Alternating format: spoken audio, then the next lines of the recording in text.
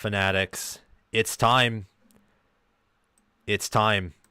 We are here live from my house, not from the game, sadly, but we are going to cover Indiana versus Notre Dame, the first ever 12-team college football playoff is upon us. And this is the first ever game of the first ever 12-team college football playoff. So I am very pumped. I don't know about you guys. I imagine many of you are pumped. Here are some ground rules as we begin to kick off. Super chats will be answered during breaks. Otherwise, we'll talk about other topics. And we're just going to have fun. And it's going to be a watch along. And it's going to be awesome. And hopefully, we can get thousands of concurrent viewers on here like we have in the past. So, let's go. Honestly, that's what I'm thinking right here. So they're just about to kick off here. It looks like it's mostly Notre Dame fans occupying the stadium. Love the uniforms. And this, I think, is going to be a very close game. Like, they're doing a gold out, Notre Dame is, where, like, they have a bunch of gold things. So, yeah. Or gold towels. Towels is the term. Hey, SFS Inverted, how are you doing? I'm doing rather well. Yeah, let's get going. We already have 14 concurrent viewers in here. Welcome in, everyone. We'll answer questions and things during break, but what I'm just going to do, Indiana's elected to receive. All I'm going to do is call this game, and I have depth charts in front of me, and I'm going to take notes whenever I can. So, yeah, I'll probably take some notes during commercial break as well while I'm talking to all you guys. Notre Dame kicks it off, and Indiana will receive, and they take a fair catch. Man, we're already here. This is the start of the path to the national championship game, everyone. And Curtis Rourke is going to come out, and he is going to be facing a Notre Dame defense that is just, it's a lethal defense. Let me tell you something. This Notre Dame defense right here is a leader in the nation in passing defense. They only allow opponents to complete 48.68% of their passes. And in scoring defense, they are third, only allowing 13.6 points per game and 0.2 points per play. They lead the nation in scoring margin, Notre Dame does. But here comes Indiana, picked 17th in the Big Ten. Curtis Rourke is back there. Number 4 for Indiana is in motion. They're going to run the football, and that gets stuffed immediately by Notre Dame for a 3-yard loss. That right there was Xavier Watts and also Joshua Burnham, number 0 and number 40. The free safety and the Viper player blowing that play up, and it's 2nd and 13. Indiana's run offense is in the 93rd percentile in power running, but this Notre Dame defense is very aggressive. I think Indiana's going to have to feel itself out here and make some adjustments. Looks like they're going to send some pressure. They are, but well protected Rourke is. He's going to throw, and that pass is incomplete, 2 out of bounds for it to be a PI. That was number 15, Leonard Moore, the true freshman, I believe, in coverage against number 3, Omar Cooper Jr., Indiana's deep threat. 3rd and 13, score 0-0. Indiana's still, they're at their own 22-yard line. 3rd down here. You don't want to punt it to Notre Dame, but again, it's the first drive. These teams are feeling each other out. Indiana has converted 37% of 3rd downs that are 7 or longer. Looks like Notre Dame's going to send a blitz. They aren't. Instead, it is a RPO that is incomplete. Target was number 19, Miles Cross. Incomplete pass thrown in the dirt by Rourke. Looked well protected on that drive. Just 3 and out there. But ultimately, you're behind the chains on that 3-yard TFL by Notre Dame there, by Burnham and also by Watts, and then Notre Dame's coverage is tight. You struggle to connect there. So 94 for Indiana here. Their punter, James Evans, will punt it away. 4th and 13. 5 seconds left on the play clock. He gets it off. And it is a low and short punt that is going to travel to the Notre Dame 41. So really good field position for Notre Dame. They'll bring out Riley Leonard starting from their own 41-yard line. Let's see what Notre Dame does here. They average, Notre Dame does 6.3 yards per carry. 6.3, which is phenomenal. But they only average 7.2 yards per pass attempt. So they're elite in passing the football and below average, some would say bad, or they're elite at running the football. And then in terms of passing offense, there's a lot of questions there.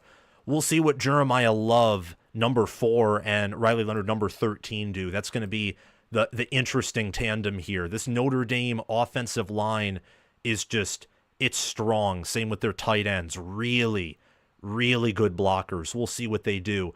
It is going to be a handoff to Love, who was tackled for about a 2-yard loss by Indiana there. That was number 8, C.J. West. Indiana's only defensive tackle over 300 pounds, has over an 80 grade per Pro Football Focus. Really good player. And James Carpenter and Tyreek, I have no doubt that defensive tackle room was all in on that. They got push up there. 2nd and 11, Notre Dame, little bit off schedule behind the sticks here. We'll see if it's a pass or another rushing attempt. Love motions up. It is going to be a pass attempt for Notre Dame, and it's tipped in the air and picked off by Indiana. Tipped and picked. That's what happens when Notre Dame is off schedule. Riley Leonard's passing ability is just not what it needs to be. That was picked off by number 5, D'Angelo Pons, who has been Indiana's best coverage defender this season, their best corner by a mile. It was tipped by, who was that? It was not James Carpenter's pick. It was tipped by James Carpenter right there. C.J. West was getting some interior pressure as well. This Indiana D-line is showing up early, and Indiana gets wonderful field position here. These teams are some of the best in the nation at scoring points off turnovers and forcing turnovers. So I think it's pretty fortuitous that whoever gets the more turnovers probably wins this football game. But we'll see. 1st and 10 from the 41 for Indiana. They're back on the field. Can they get a drive going, though? That's the question against this stout Notre Dame unit.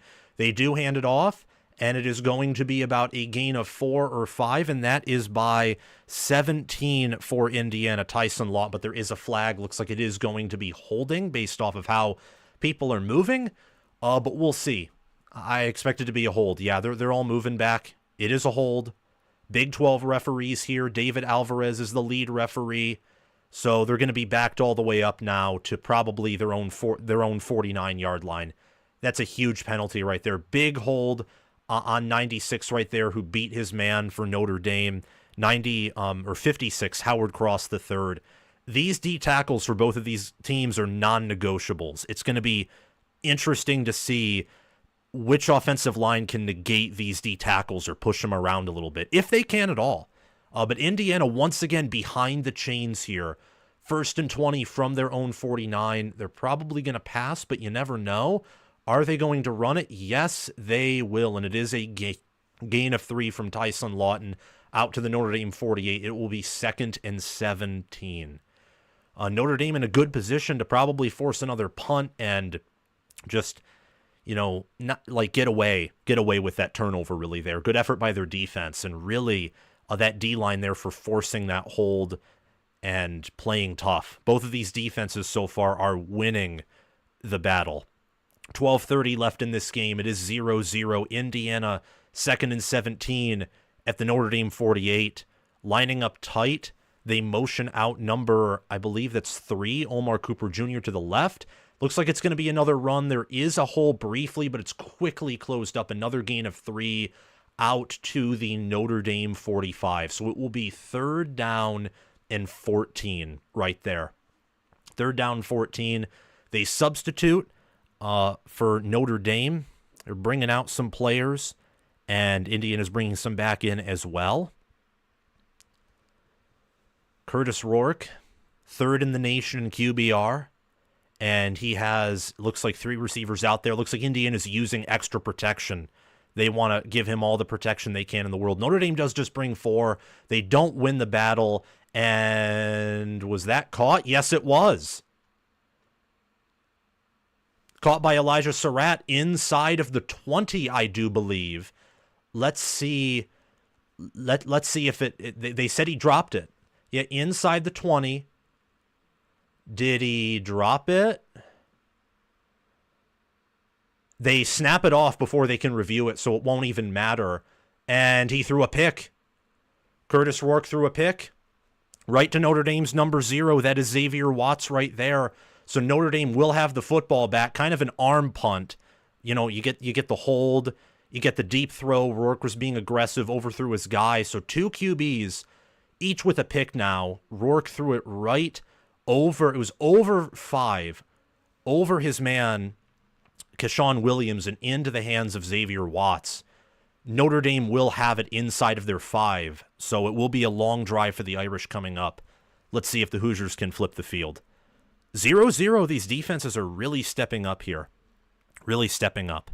I'm impressed so far by both of these defensive lines. By both of them. Let's make sure everything's... Yep, everything is in view. Wow. That's quite interesting there. Yeah, Notre Dame has it at their own 2-yard line. So, good throw by Rourke to Surratt, but at the end of the day, it was just a little bit over Keshawn Williams, and he couldn't knock it down there, and it was landed right in the hands of Xavier Watts. Might have made up for what, I didn't see if it was an incomplete pass or not, but may have made up for the fact that it was. So, 0-0, still in the first quarter. This looks like it's going to be a defensive game based off the first 3 total drives, 2 for IU, 1 for Notre Dame, but we'll see how that pans out. Okay, let's look at the chat. Okay, so yeah, people saying run the ball. Welcome in Armand Hammer, SFS Inverted, Bald Father Betts, Jake Whitley. Yeah, exactly. Bald Father Betts and Jake are saying the same thing. Why throw into double or triple coverage? I don't know. Probably trying to be aggressive, and at that point, it's just like you're risking turning it over right there if you're Curtis Rourke. That is only Curtis Rourke's 5th interception of the season, by the way. 27 touchdowns, 4 picks entering this game. That was his 5th. This Notre Dame secondary is awesome at picking off the ball. But as we saw there, Surratt beat his man one-on-one. I think Indiana will have some opportunities in the passing game to go one-on-one against some of the younger corners. Notre Dame's safeties are their strength. Their corners have some more questions to them. For Indiana, you want to be able to target one-on-one because your rushing attack doesn't have a lot of speed, doesn't have a lot of explosivity to it. It's exclusively a power rushing attack. And we've already seen both of these defensive lines for Notre Dame and Indiana beating up on the opposing offensive lines. I'm curious to see what adjustments Mike Denbrock makes after this series. So, yeah, so far, first quarter, both defenses are stepping up here. It's pretty impressive. Yeah, I don't know what he was seeing there. They're panning back to it, and I mean, well protected. I mean, Rourke is far better protected than he was against OSU. He almost threw it to the linebacker, and then Watts just, grabbed it out of the air, and he's over there talking to Rourke on the sidelines.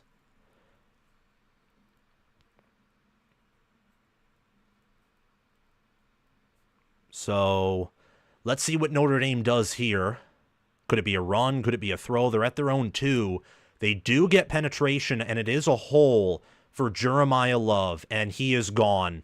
He's gone. That is a 98-yard touchdown run right outside the tackles.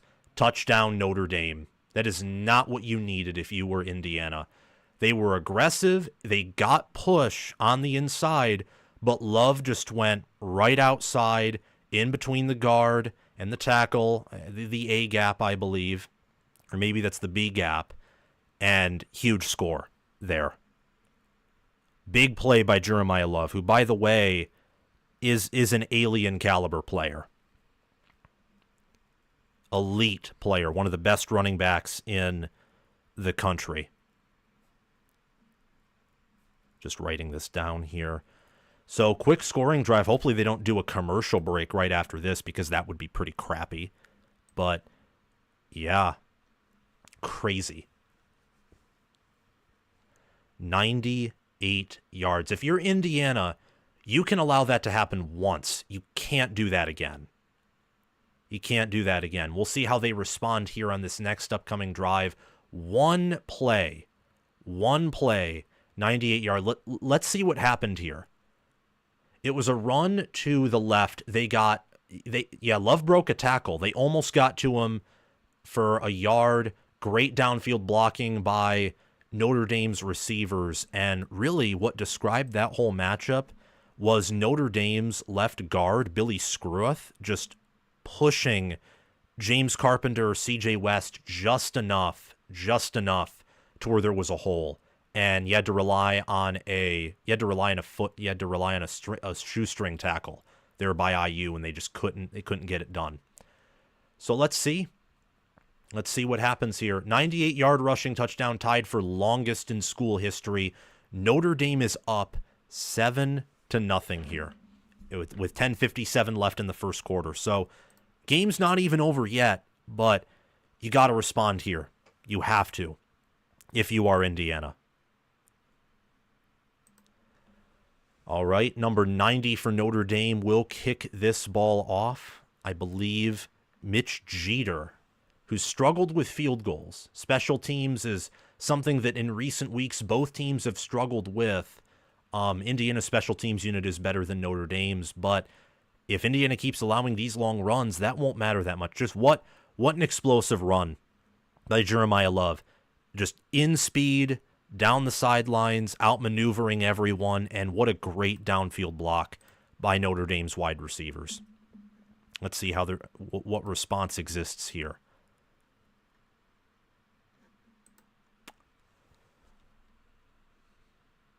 Alrighty. So 1st and 10 from their own 25. Curtis Rourke, Indiana. The issue with IU is they don't get a lot of explosives, and that is a 2-yard loss. Number 6 there, Justice Ellison running for a 2-yard loss. Tackled by Notre Dame's entire defensive front there. Tried to escape, couldn't escape. And that's what we see. So Indiana's issue is they don't get a lot of explosives. They get a lot of consistent drives where they stay on top of things, stay ahead of the chains. That's how they score. Notre Dame scores via explosives. And right now, Notre Dame is easily having more of their way up. Number 6 for Indiana gets a 10-yard run. Justice Ellison, who does have some explosiveness to him, found a hole.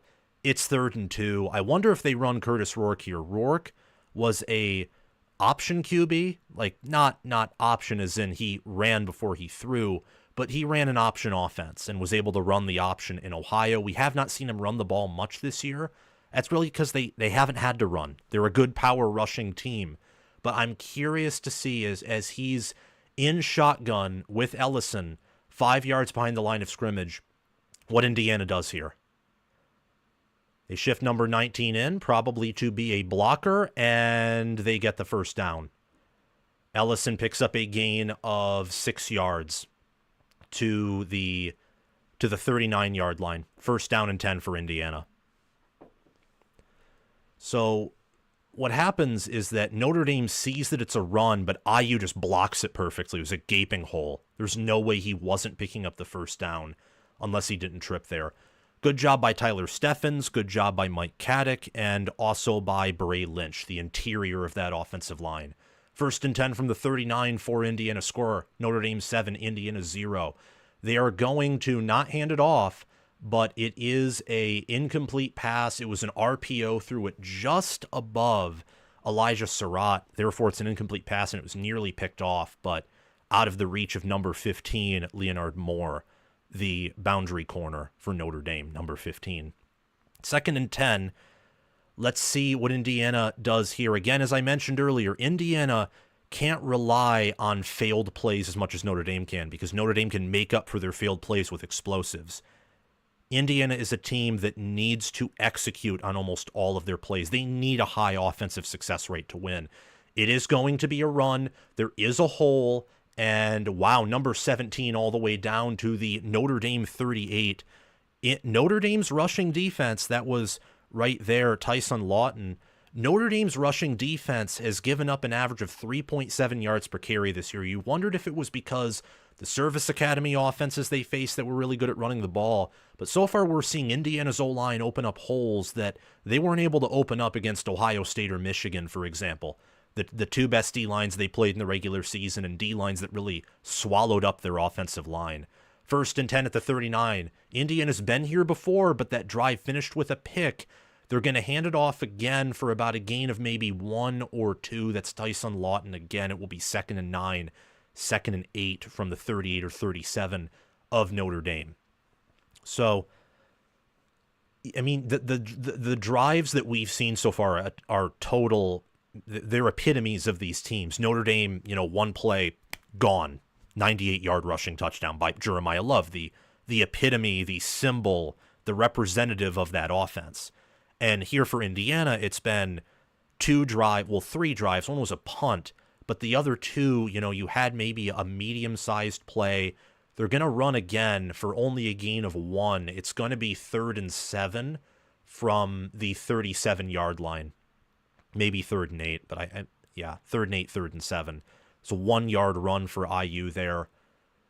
Yeah, it's when you watch these teams play, as I've mentioned now and I will continue to mention, Indiana is balance and sustainability.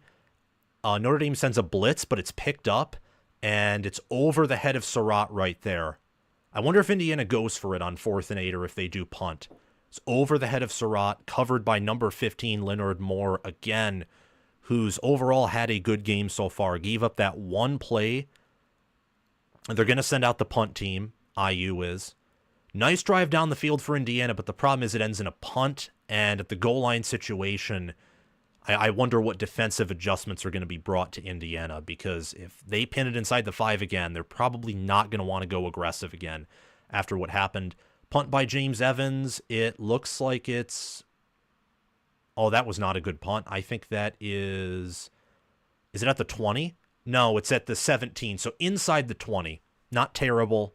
But certainly not good. Preferred it inside the 10. So it'll be 1st and 10 Notre Dame at their own 17 right here. Indiana's been able to drive the ball into Notre Dame territory, but they have not been able to get it really inside of the red zone and have much success. And that one explosive for Notre Dame is important. So we'll see how the rest of this game shapes out here.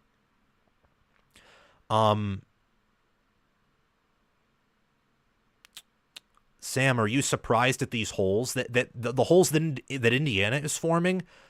I would say yeah, like how big they are, but not entirely, because Indiana's offensive line is really good at power running. Like, they're really good at making sure you get 2 to 3 yards per carry or 4 when you need it.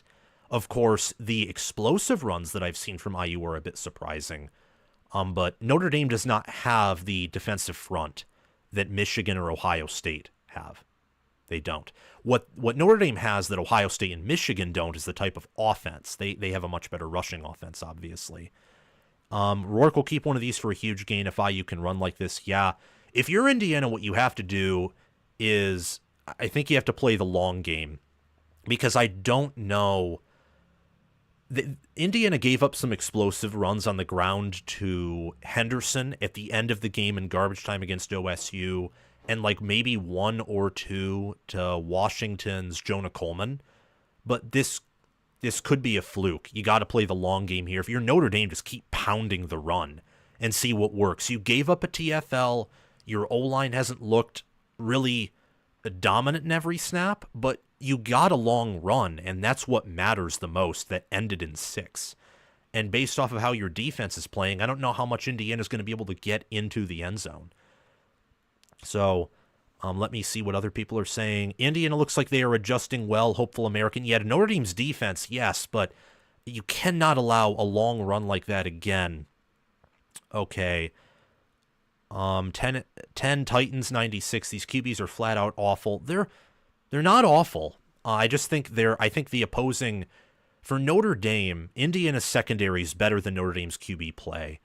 For IU's QB play versus Notre Dame's DBs, I don't know if that's the case, but Rourke did throw a bad pick right there. Yeah, I'm surprised by the 10-plus runs. Yeah, I am too, but Notre Dame they've been blitzing on those runs as well. And if you blitz on the run and you don't fill your gaps in properly, that's kind of the story of like Manny Diaz defenses versus Ohio State or Michigan in 2022, and to a lesser degree in 2023, where they would blitz, but if you can't tackle perfectly on your blitzes and your opponent runs and they block well, there will be holes because they're all coming up to the line of scrimmage. No one's behind to contain. 1st and 10 for Notre Dame at their own 17. Jeremiah Love 5 yards behind the line of scrimmage. They motion out number 1. It is going to be a run for about a gain of 4 for Notre Dame. It'll be 2nd and 6 from their own 21-yard line. Good run by Jeremiah Love into the teeth of this defense, mind you. He got a little bit of a push, not a lot, but a little bit, and that's what they need. They only need a little bit of a push, keep them honest on the interior run, and try and run off tackle when you think you have an opportunity. But 2nd and 6 from their own 21. It's going to be a pass from Leonard. It will be a screen that is incomplete. I forget if it was... Didn't forget. I just didn't exactly see if it was thrown behind his man or just Faison number 6, wide receiver for Notre Dame, just dropped it there. But incomplete pass nonetheless. It's 3rd and 6. Ball a little bit behind the chains, ideally for Notre Dame. So we'll see what Mike Denbrock calls there, Notre Dame's offensive coordinator. His offense right now is averaging the 2nd most in school history for Notre Dame, and this is after the clock rules, which means this might be the best scoring offense in Notre Dame history when you adjust for the clock rules. Indiana with only a 4-man front there. Part of me almost wonders if he takes off and runs with it. That's not going to be the case. Bad tackling by IU. It is a comeback route, and it will be a 1st down for the Irish. It's not what you need if you're Indiana. Could have been tackled. I think that number 9 for IU right there, Jameer Johnson, he's the weaker of the 2 corners. Pons is the better corner. I wonder if he may have thought that was dropped. I don't know, but that was an awkward motion for him. He's still out there, so I don't think it was an injury or anything. But 1st and 10 for Notre Dame from the 31.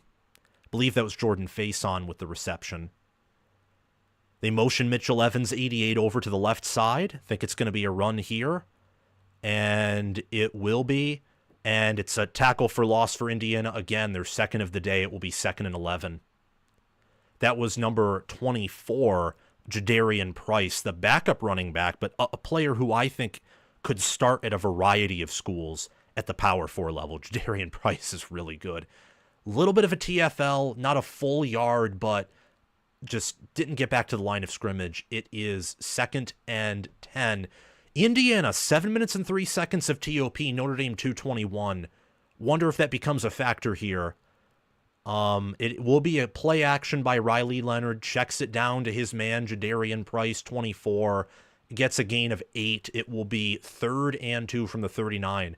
This is where, and I could be wrong, but this is where, in a play like this, you're going to see power against power. I expect Notre Dame to run it up the middle here, as they should. You're ahead 7-0. You can get creative, and it would be good to get creative to maybe try and pile onto the lead and make IU a bit uncomfortable. But it's early. If you can just play it simple, pound up the middle, see if you can test this IU defensive front. They're only putting up 4, so I think Indiana is playing it a bit safer here. Mitchell Evans motions out to the right. It is going to be a run, and it'll be a 1st down right there. That is number 20, Devin Ford, for Notre Dame. Or no, that actually isn't Devin Ford, but 20 was Devin Ford's. No, that's the true freshman, actually, for Notre Dame right there. That's Anais Williams, I believe, for the Irish. So 1st and 10. They're at their own 45. They're chewing up some clock. This is their first sustainable drive of the game. Will it end in 6? Will it end in 3? Probably more likely to end up as 6 than 3. It's going to be a pass, though, for Leonard out to Mitchell Evans, and he fumbled the football, but it was recovered by Notre Dame. Right place, right time, 2nd and 2. Fumble, though, by Mitchell Evans. They may rule it an incomplete. They might take a look at this. Let's see how many steps he took. 1, 2. Probably is a fumble. Yeah, took it in. Oh, I don't know. I don't know if there's enough evidence to overturn that. I expect it to be 2nd and 2 on the Indiana 47. But they're talking it over. If you're Indiana, you want it to be you want it to be an incomplete pass. But I think nope. It's ruled as a fumble. 2nd and 2 from the Indiana 47. 3:33 left, or are they taking a look at this here? They might be taking a look at it. Okay, everyone. Oh, yep. Nope, they're not taking a look at it. 2nd and 2, probably another run here. Looks like Indiana's willing to be aggressive, leaning forward. Number 20 is in the game. No, it is going to be a pass for Notre Dame, and caught by number 20. 6-yard gain. It'll be 1st and 10 from the Indiana 42. Number 20 again, he's coming out of the football game, and I believe that was Jadarian Price who is coming back in. Yes, number 24. 41 yards, 8 plays, 4 minutes, and 7 seconds of possession here. Notre Dame is driving into Indiana territory, want to force a punt here, or maybe a long field goal attempt. But Jadarian Price is back in. Indiana's 5 guys right at the line of scrimmage. They get through, and Jadarian Price finds a hole, but only for a gain of 2 to avoid probably a 2-3 yard TFL. 2nd and 8. Impressive play by him individually. Make sure to like and subscribe, by the way. Like the stream and subscribe to the channel if you haven't already.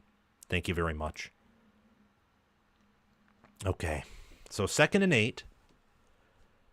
Indiana's done an okay job on this drive slowing down the run, but Leonard's just been able to keep them a bit honest through the air, and that's helping Notre Dame drive down the field. 2nd and 8 from the missed tackle again from Indiana right there. 2nd and 8 from the 40. It's a gain of 9 by Faison, and that is a 1st down. Nearly blew it up right there, but again, the blitzer paused right there. I wonder what's going on, if Indiana's maybe overthinking this a bit. But great play call. Screen to the outside, blitz up the middle. Mike Denbrock right now is winning the play calling and schematic battle over Indiana's defense. 1st and 10 from the 31, close to field goal range, but you want to punch it in here. Jadarian Price motions in. False start on Notre Dame. They will be moving back. It will be 1st and 15 from the 36. So a little bit of a break there by Indiana, or for Indiana, rather.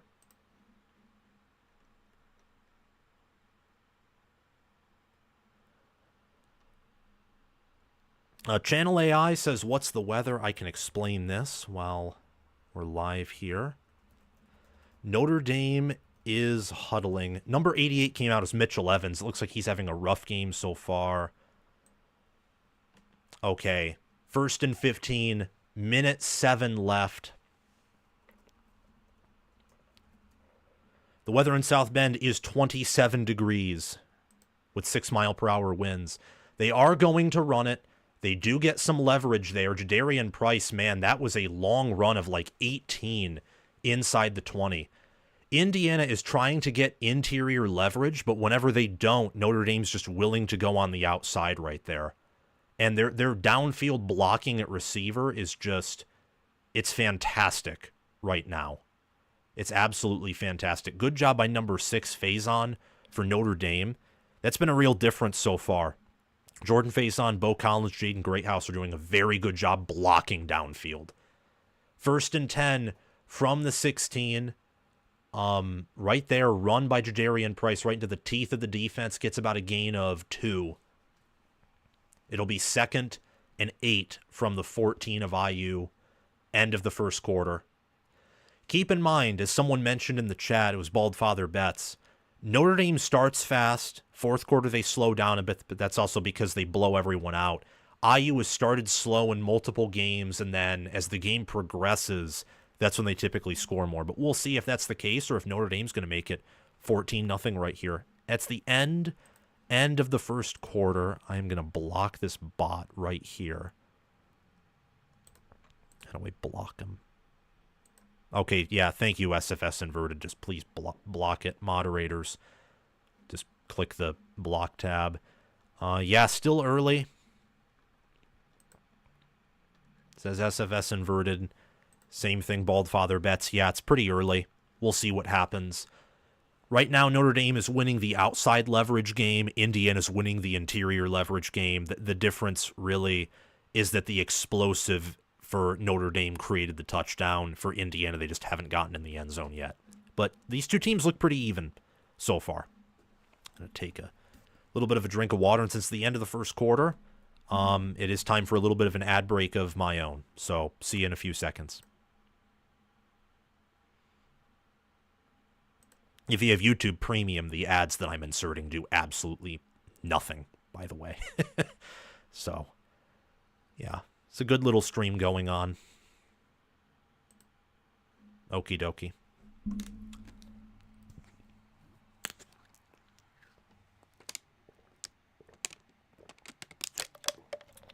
I don't know who's winning the line of scrimmage right now. And I say that because Notre Dame's running backs are that much more talented to where Notre Dame could be slightly losing the LOS. But because Love and Price are so fast, and Indiana's defense has been so aggressive, it might just be schematics and talent from the defense and running back position that's the difference between the scores. So I'd say the line of scrimmage right now is just pretty equal. Not going to try and side with IU or Notre Dame. I will say, though, schematically, Notre Dame has won the first quarter.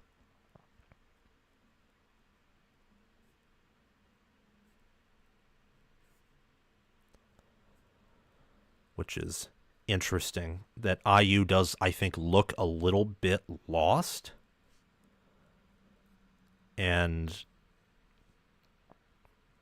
also, I think, fundamentally slow with some of those missed tackles. But that also might be the fact that Notre Dame is like the second or maybe even first best team they've played all season long, because Notre Dame is that good.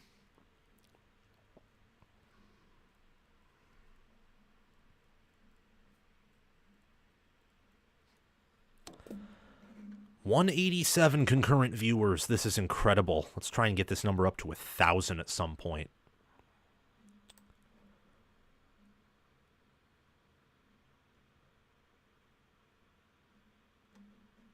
Thank you, SFS Inverted, for removing the bot. Bots are annoying. Also pretty cancerous.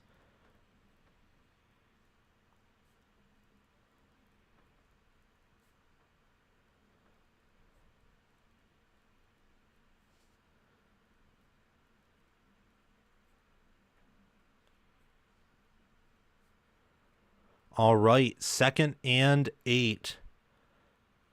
And Leonard is well protected, and they overread it again, but tackled. Yeah, Indiana does look a little bit lost here, like with how just a little bit, not very lost, but Notre Dame is definitely more settled in here. 3rd and 1, 14:40 left in the second quarter. They're inside of they're inside the 15 right now. Very close. Yep, they're inside the 10 actually. 3rd and 1 from the 7. Looks like Indiana's bringing out their goal line defense, but you do want to be careful here. Don't want to get burned. They are going to motion him out. Looks like Leonard might take it up the middle to run. That's exactly what he's going to do, and he picks up a first down. Gain of about 3. It'll be 1st and goal from the 4. And now Indiana's had some issues defending the red zone. They have. Their opponent red zone scoring percentage is 49th. They allow opponents to score an 81.48% of their red zone trips. They also allow opponents to average 2.7 points earned per field goal attempt. So this Indiana defense is really good. I think it's one of the better defenses in the country. Same with Notre Dame's. But they do have an issue of once opponents get into the red zone, they typically don't get them out of the red zone. Tight formation, Jarian Price is in the football game. And it is a tackle for loss. Yes, a little bit of a struggle with the tackle, but it is a 2-yard DFL, 2nd and goal. Indiana is getting interior pressure here. And they're doing a good job, I think, against this Notre Dame offensive line. They said that Indiana looked like they wanted a false start there, didn't get it, but I think that the 2-yard TFL might be better than the false start because you lose the downs, you lose the 2 yards there. They're out of position. I mean, they might run it again. I guarantee you Notre Dame might be content going for it on like 4th and goal. 2nd and goal from the 5. It is a pass, and it's caught for a touchdown by 83. Jaden Thomas, I believe, for Notre Dame. Great play call by Mike Denbrock right there. And once again, Indiana's man got beaten by Notre Dame's man. Let's see this play. So, yeah, it's a simple play action, and they didn't. It was well blocked up front, and Jaden Thomas got behind his guy. So, 13-0 Notre Dame right now. Certainly, they are in the driver's seat. We'll see what happens here, whether Indiana will be able to respond or if Notre Dame's just going to run away with this one.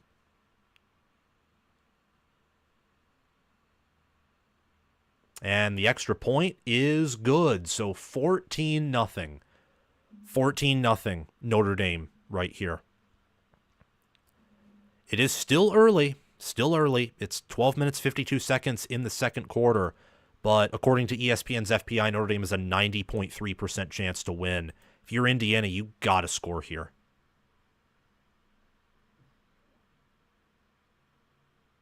Yeah, you got to score. So, let's see what happens. Yeah, let's see what happens here. So, start of the second quarter. What we have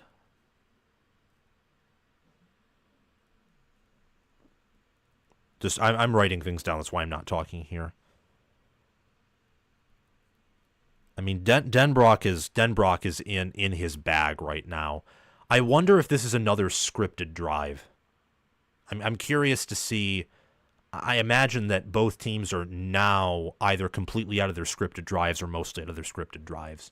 I'm curious to see, because Notre Dame's passing attack is actually what's helping them get down the field right now. IU on that drive did a very good job stopping the run, but Notre Dame was calling, screens, play action, and they were doing pretty well in the passing attack. So,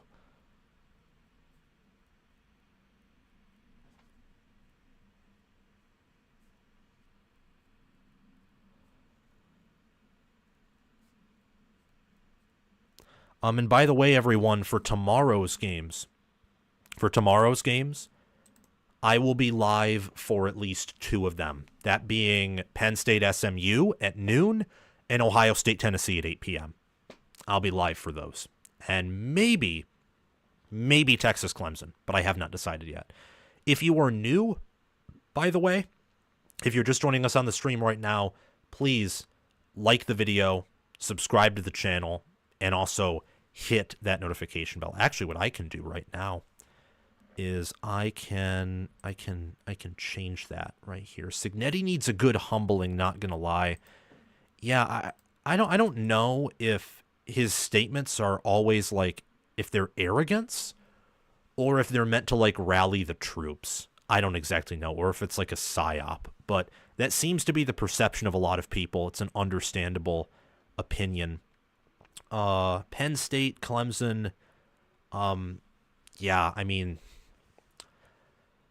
Texas, Clemson, I'll have to decide. I'm leaning towards it because I've live streamed all of the playoff games in the past when I've been able to, but we'll just have to see it. It's just like a nice break. Also, I am probably the most confident in Texas to beat their opponent as compared to anyone else, just given, I think, the mass disparity between the teams. So, let's see. Okie dokie. This is a big drive for Indiana right here. You got to get something. You get a field goal. Keeps it like you have some momentum. If you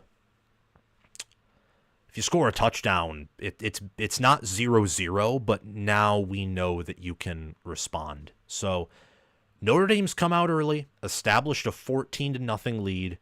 The only other team to establish double-digit lead over Indiana as the game started was Michigan State. It was 10-0 in Spartan Stadium. And Indiana looked a little bit lost there, but they responded. But Notre Dame is a much different team than Michigan State. Michigan State's 5-7. Notre Dame's 11-1. And outside of the NIU game, they have been extremely dominant in the vast majority of their wins. They're 11-1 for a reason, and they're number 2 in FPI for a reason. So I'm curious to see what Indiana does if they try and run, because they've had some success in the run, I'd say more than in the past, even with some of the TFLs they've given up. I wonder what they do here. So it is 1st and 10 from their own 25, 12:52 left. Indiana is ranked 10th, 11-1. Is it going to be a handoff? No, Rourke is going to run and pick up about a gain of 1.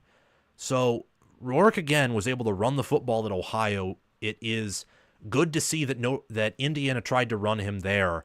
It would have ended as a TFL if Rourke didn't keep it. Would have been probably a 2-yard loss. So Indiana needs some offense because they've been able to get some on the ground. Rourke is 1 of 6 through the air. Right now, Leonard is playing like the better quarterback.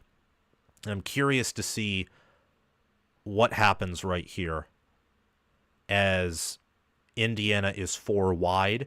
They are going to run it, and they are going to pick up a first down. Beautiful throw by Rourke, and that was an RPO look right there to number 5, that being Keshawn Williams, who is the backup wide receiver to Miles Price in the slot wide receiver.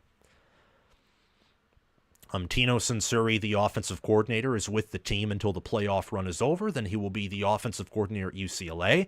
He's done a brilliant job this year. I think that Indiana is one of the better offensive staffs in the country, given what they've been able to do with the talent at hand and the moves they made in the portal and how they've coached them up. That is a run to the left for Indiana, and that right there is Justice Ellison, who gets across the 50. So Indiana has been able to create some long runs of their own as well. Beautiful pull block right there by the guard. That was the center, Mike Caddick. Caddick's a beast. He just blew up number 3 right there for Notre Dame, that being Jalen Sneed, the rover linebacker. So 1st and 10 at the Notre Dame 49. Indiana driving, but they've had 3 drives where they've gotten in Notre Dame territory, and they've come away with no points. So you have to come away with points here. It is going to be a little bit of a pitch that Justice Ellison gets back to the line of scrimmage.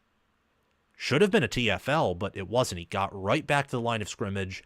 That was, I believe that was Jalen Sneed. No, Xavier Watts right there with the tackle. All-American caliber player. Alien. It's 2nd and 10 from the Notre Dame 49. 14-0 Notre Dame. If you're Indiana, you need points here. Notre Dame's been able to go on long drives and score on you, whether through explosives or sustainability. Rourke back to throw, and it's tipped at the line, and that's not a fumble. That's an incomplete pass. So it is going to be 3rd and 10 from the Notre Dame 49. I wonder if Indiana, if they're going to try and just get a few yards to go for it on 4th down.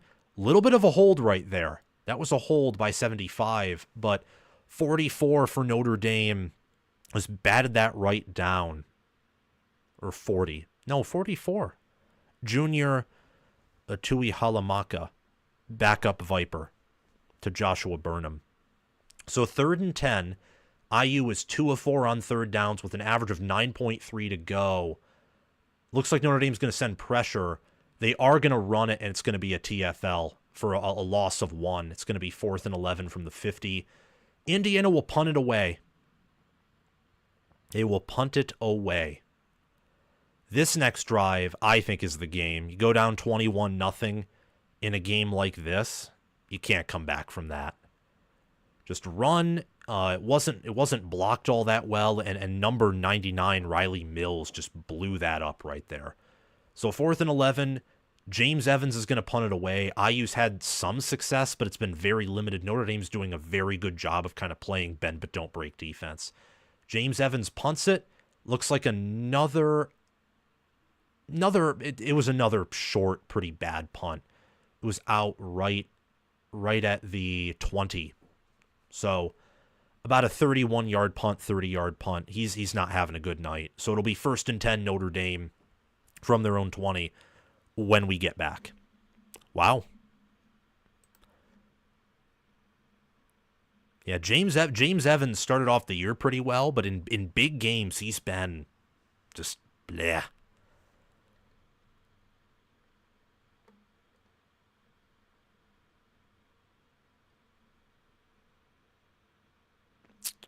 Yeah. 14-0. Notre Dame's defense is winning the line of scrimmage enough to force IU to, like, you know, you got to make all of your catches. You got to, you know, dot your I's and cross your T's. And Notre Dame's been able to do that on offense. IU has not been able to do that on offense so far.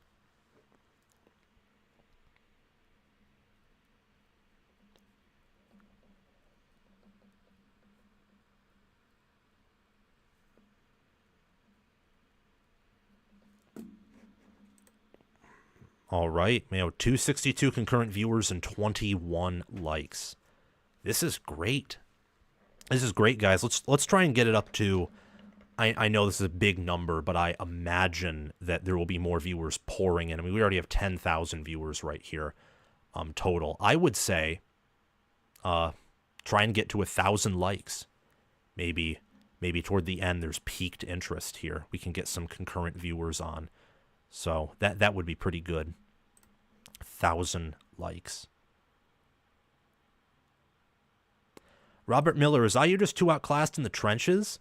To me, it looks like Notre Dame's just the more comfortable team. Like I said, they're dotting their I's, crossing their T's. These two teams look pretty equal in the trenches so far. It's just overall, Notre Dame looks like they're more confident in what they're doing. Like their receivers are making better plays. They're the more talented team as is. So if they're the more comfortable team and the more talented team and they have a schematic edge, they're going to win. So, yeah, this drive right here is the game for Indiana. You can't be down 21-0. At that point, it's gonna snowball, and it already may be snowballing, and we just may not be seeing that yet. So, yep. I mean, Notre Dame is they've completed their drives. IU hasn't. That's been the story of this game. It's 14-0 Notre Dame right now. First game in the first round of the first ever 12-team college football playoff. Tomorrow we got Ohio State versus Tennessee. We have Texas versus Clemson. And we have Penn State versus SMU. Those are the games that we have tomorrow. Not in order, of course. Jeremiah Love is back in the game with Riley Leonard, who is going to pass, and it is going to be a completion to number 10 for Notre Dame. Number 10 being Chris Mitchell, incoming transfer from Florida International University this preseason. Move up 1st and 10 from the 33. They got Mitchell out there. They got a few receivers. Got Jeremiah Love behind Riley Leonard. They have a tight end out there, too, for blocking. And it is going to be a run for Jeremiah Love. And it is a 1-yard TFL. So it'll be 2nd and 11 from the 32. So Notre Dame behind the sticks again, but they've done a better job at adapting despite being behind the sticks than Indiana has. They've done a much better job at that than the Hoosiers so far. Mitchell Evans, number 88, is back in the game. Jeremiah Love stays in behind Riley Leonard. Had that 98-yard run that really kicked off this affair for Notre Dame, and ever since then they've brought together a sustainable drive. Mitchell Evans can be a non-negotiable. Looks like they're going to run it again, and Jeremiah Love is just tackled for about a 5-yard loss right there. It will be 3rd and 16, I believe, from their own 27-28 right there.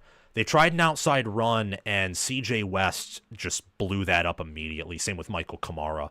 That the left side of Indiana's offensive line is typically pretty good. Something I identified in my deep dive video I released today. 3rd and 16, they blew up that long run. And that's the thing with Notre Dame. You're going to give up some of those losses, but you got to keep trying it because they're good.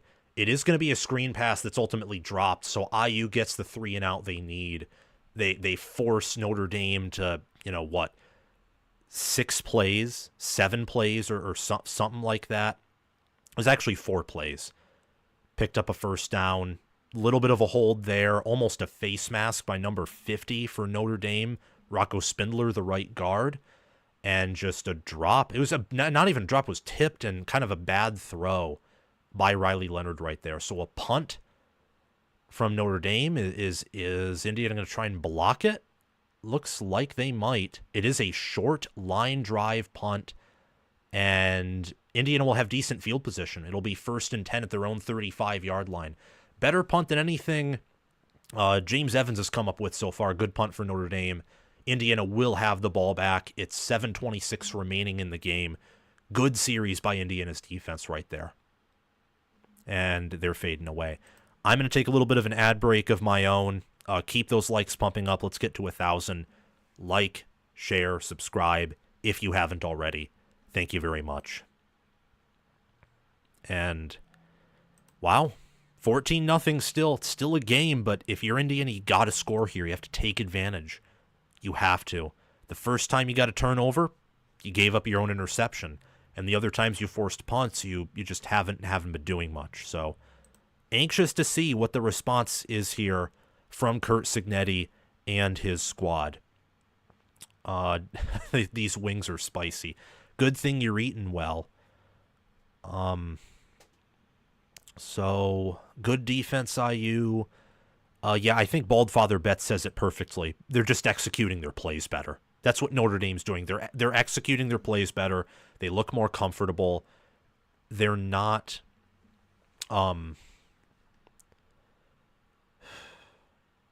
They're not bullying them. This isn't like, let's say, TCU versus Georgia or Notre Dame against, let's say, a service academy or anything close to that. Notre Dame's just executing their plays better. But at the line of scrimmage, it looks pretty equal. And after that drive, depending on what IU does here, we might be saying that Indiana has the better lines of scrimmage right now.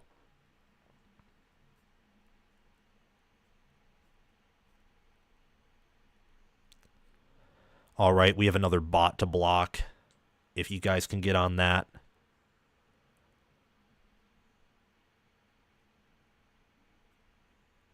Thank you, SFS Inverted, for moderating the channel. And others as well. We have many others who moderate. So, sweet. Sweet, sweet, sweet.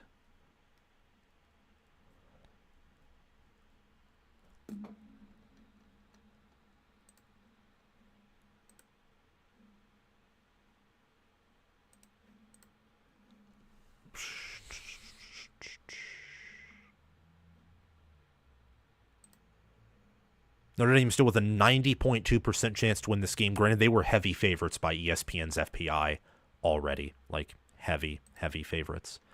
All right, we got a super chat here. Going for Gold 85. Thank you for the $5 super chat. Thanks for CFB coverage this year, Sam. It's been fun.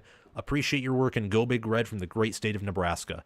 Go Big Red going for Gold 85. Thank you for the $5 super chat. As we end this commercial break here, as really ESPN does, I'm not in control of the commercial breaks.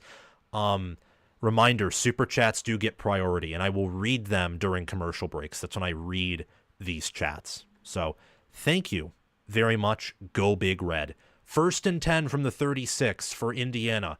Their defense gave them another opportunity here to try and score. What do they do? It is a RPO that is caught for about a gain of 1, but ultimately blown up there.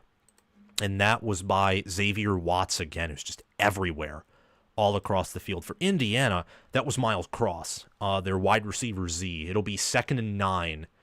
Gain of 1, not a TFL, not a fumble, not an incomplete, a yard. A yard can make a difference, but you have to compensate for the fact you didn't gain 3 or 4 yards on that, or maybe the first down that you wanted.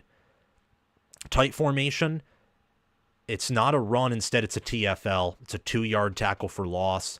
Tyson Lawton, play was blown up there by Drake Bowen in the backfield. Xavier Watts was there too. Same with R.J. Oben. It'll be 3rd and 11.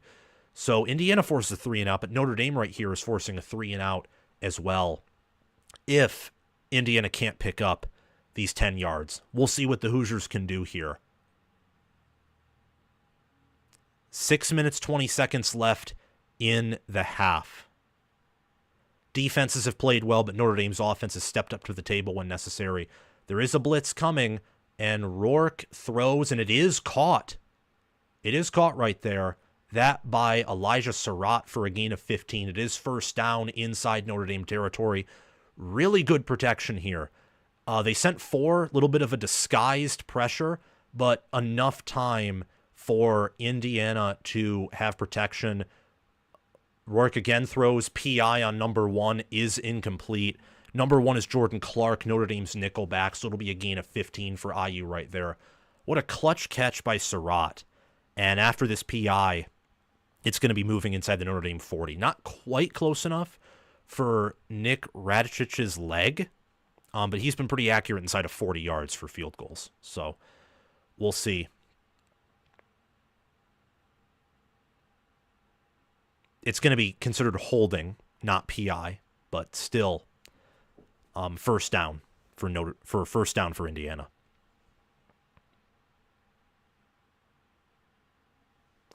Little bit of a tug there. Not anything major, but a little bit of a tug. In fact, I wouldn't have called that. I wouldn't have called that anything personally, but that's just me. So 1st and 10 from the 39 for IU. They're going to snap it. Good protection again for Rourke. He throws, and it's incomplete out of bounds, well behind his man, Elijah Surratt. 2nd and 10 from the 39. Again, IU is once again inside Notre Dame territory, but can they come away with any points? Any points. You want 7 here if you're Curt Cignetti and his team. You want 7. 7 puts a little bit of pressure on Notre Dame. Notre Dame receives the ball after second half, by the way. So if you're Indiana here, you really want a touchdown and maybe force a quick 3-and-out to get another touchdown or so. You don't want to keep playing from behind until the end of the game. Is it going to be a run? No, it's an RPO again, little bit ahead of his man, but Indiana comes down with it right there. That is Miles Price. It's 1st and 10. Rourke's just been a little bit off kilter with his throws today, but Price was able to extend his arms well outside and, make a play. And that right there is a gain of 6 for Indiana. Quick little RPO screen right there. Gain of 6. It will be inside the 20. So Indiana in the red zone for the second time today. Will they come away with any points, though? It's 1st and 10 from the 20. From the 20, from the 16. My apologies. I was thinking of the red zone. Red zone is, inside the 20-yard line. 1st and 10. Something I like about Fox is they show the completion and rushing numbers. That was a blown-up play right from the start. Notre Dame got a 1-yard TFL on Justice Ellison, so 2nd and 11 from the 17. Field goal here gets you points, but you really want a touchdown here if you're IU. You really want a touchdown. Because Notre Dame's been able to score touchdowns. They have an explosive. They have a sustainable drive. We'll see what happens, though. 3 minutes of TOPs burned, 47 yards, 7 plays. So IU will probably get something out of this, but it's 3rd and 5. Or should it that should be no, that is 3rd and 5. It is going to be a wildcat play in which Justice Ellison gains like a yard. So 4th and 4, that means they wanted to go for it probably, but they didn't get enough to where I think now they're just going to kick a field goal. 4th and 4. They're leaving. Are they leaving the offense out of there? They are. They're leaving the offense out there. Maybe they're going to just try and get an offsides, because it is 4th and 4 and offsides picks up a first down.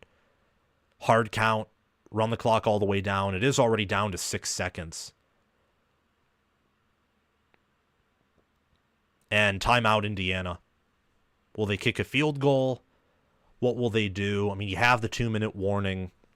So if you have to take 2 timeouts to make your decision, you technically have 2 left. So at least they're inside Notre Dame territory for the Hoosiers. It is a commercial break there. But we're going to keep talking about this because talk about football is what we do. So, yeah.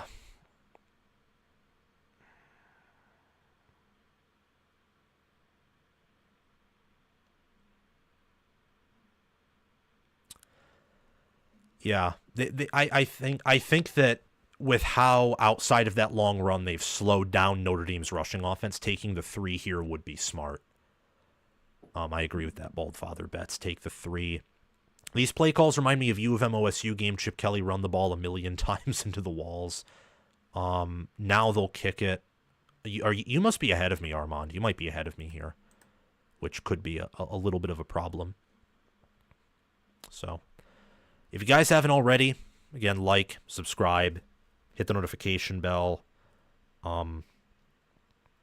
Rourke and the offense are settling in. But, I mean, that turnover when they were in Notre Dame territory, killer. And then the repeated punts, killer as well. But this is going to be a close game. And I said that, like, I've maintained that. This will be a close competitive, bless me, affair for both of these teams. So, blessed to have almost 300 concurrent viewers. I love all you guys. Please stay on if you're just tuning in. I'm going to do commentary, play-by-play. I'll answer your chats. Super chats again. Those are the ones that are priority, but I'll answer all chats if I get the chance to. Sam doing good work by trying to call the snooze fest of a game. Thank you very much.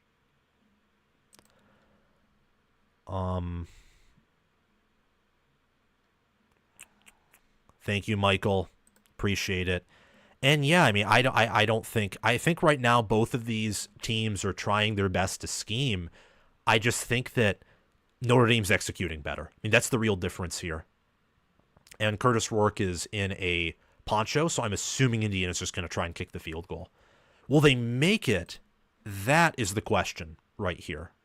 Obviously, Cignetti's mad, as he should be. Yeah. Should be mad. Okay, they're going to kick it. It's Nick Radicic. Got to make it here. At least to get something on the board. It's... How long is this field goal? It's from the 17. That's a 34-yarder. I believe. Yep, 34-yard attempt. He's 10 of 11 on career field goals. Let's see if Notre Dame blocks it, if he shanks it. I mean, who knows? It is a big pressure moment. And it's good. So 14-3, 3:26 left in the second. If Indiana can force a 3-and-out and at least get another field goal, they're only down by a score. So Indiana is on the board here. After they get a 3-and-out, they give their defense some time to rest, and they get down the field and at least kick a field goal. And of course they're going back to commercial break. And then when the 2-minute warning comes on, another commercial break. All the time that they have saved from the new clock rules, they all put to commercial breaks. It's ridiculous. It's ridiculous. IU's on the board. They respond with some of their own momentum. Let's see. Let's see what happens here. It'll be interesting.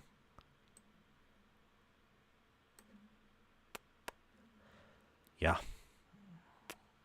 Wow. Yep. So Radicic, accurate as always from, inside territory. Captain Biggie, are you going live for every playoffs game? Probably. I'm going to try to. I'm really going to try to go live for all of them tomorrow, all of them in the future. This will be my first. No, it won't be my first national championship stream. It'll be my third. I did one in 21 and 22. Didn't do one in 23 because I went to the game in person, which was just incredible. So, yeah, I'm going to go live for every game. I'm going to go live for Texas Clemson. It'll get views, hopefully some super chats, some money, some ad revenue. We'll do an ad break at the probably the 2-minute warning. Probably is what we'll do. the 2-minute warnings in each of these games, and then, of course, one during halftime after the third quarter ends and all that good stuff. So thank you guys for the likes. Thank you for the views and for the interactive chat. I appreciate it. So,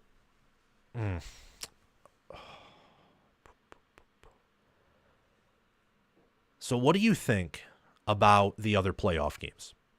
What do you guys think about the other playoff games? That's what I want to know during this commercial break. Let me know in the live chat. Because I personally am excited for the games tomorrow. I think Ohio State, Tennessee is the one I'm the most excited for. Penn State, SMU, I obviously am as well. But, I'm excited for all of them, honestly. I do think there is going to be an upset here. At least one, probably only one. And that's either, whether it's tonight or tomorrow, I think there's just going to be one. Because all the teams at home, power ratings would say they're better or equal to the teams that they're hosting. Ohio State's better than Tennessee. Penn State's better than SMU. Though some power ratings actually say SMU and Penn State are pretty equal. Some power ratings say these two teams are equal, but Notre Dame's at home, and typically they would side with Notre Dame, and Texas is way better than Clemson. So the matchups are either equal neutral field, or the team that already has home field advantage is that much better. So that's why I don't think there will be a ton of chaos. But whether it's this game or any of the three tomorrow, OSU, Tennessee, Clemson, Texas, or Ohio or Penn State, SMU, I think that there will be an upset amongst one of those. If not, oh well. And Notre Dame is going to take it out. And I don't know why you would do that, because that is bad field position. I think he only got out to the it's either the 16 or the 12. I think it's the 16, 1st and 10 from the 16 or 17 for Notre Dame. So a little bit of a longer drive, need kind of, like an extra first down, assuming, no explosive plays, which is not a good assumption, but just shooting that out there. Extra yards matter. If Indiana can force negative plays or force a 3-and-out, they'll probably get good field position again, which is important. So 3:20 left in the second quarter. It is 1st and 10 from the 17, 14 Notre Dame, 3 Indiana. Had a 3-and-out last time. They're going to start with a pass, and Leonard is well protected. He is going to get a gain of 3 or 4. So 2nd and 7, 2nd and 6, Riley Leonard scrambles out. Good coverage by Indiana. Good run by Leonard, who is quietly one of the better QBs in the country per quarterback efficiency rating, and also a PFF. Earned a passer rating that supersedes 140 after the USC game, and he has over 700 rushing yards. So great player. They moved it back to 2nd and 7, actually. It looks like it's going to be nope, it's a run by Leonard, and he only gets about a gain of 1. They tried to fake, and they went after the running back. They went after Jeremiah Love, Indiana did, but for Indiana, their linebackers and D tackles were able to get off quickly enough. Looks like he's banged up a little bit. Hopefully he's okay. I don't like it when players get hurt. But looks like he's banged up a little bit. Wind knocked out. It's 3rd and 6. They sub back in Williams, who is a true freshman, Aeneas Williams. It's 3rd and 6 from the 21. Looks like Indiana wants to bring maybe a corner blitz right here. We'll see what happens. 3, 2, 1. They're going to let it go to the 2-minute warning. So 2-minute warning right here, 3rd and 6. Big play for these two teams, because Indiana can make it a close game and steal all the momentum entering half if they force a punt here and can score. But right now, Notre Dame's looked like the better team, the cleaner team. Ironically enough, the more fundamentally sound team, which is something that Indiana has been better at for much of the season. We're going to take a quick ad break while I drink some water, and we'll be right back.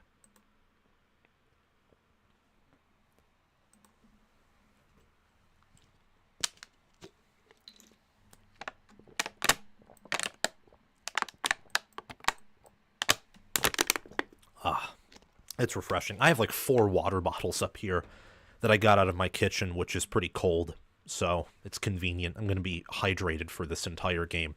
I'll probably briefly get food and go to the bathroom at halftime, but outside of that, I'm going to be on here Again, make sure to like, subscribe, hit the notification bell, and share the channel around if you haven't already. Thank you very much. All right, let's see what chats we have in here. Okay,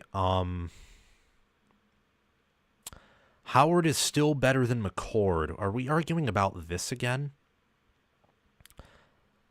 Howard is still better than McCord. I mean, I think that as a passer, I don't know about that. In fact, I think as a passer, I don't know.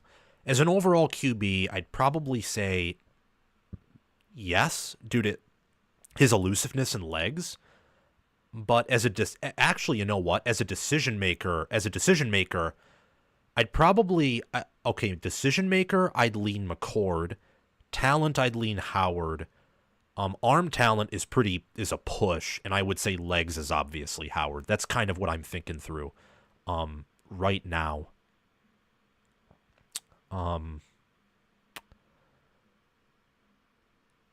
Yeah, as a passer, no. We've talked about this before, actually. I only say that because McCord had some games last year where it's like, what are you doing? But at Syracuse, with a much worse supporting cast, he's done a better job. Yeah, but I will say in terms of like decision making, I mean Howard makes like 2 to 5 dumb decisions a game. McCord doesn't do that. I'm just tuning in. It's obvious Notre Dame is up, but has Indiana looked good or not? Indiana's looked good defensively, good on the line of scrimmage, but Notre Dame looks better. Okay. Do you believe Curt Cignetti is going to make the necessary halftime adjustments to win the football game? I don't know about win, but I don't think this will be a blowout. We'll see what happens on this 3rd and 6. And Bald Father bets McCord is a much better passer. I don't know about much better, but I'm inclined to say, yeah, better passer.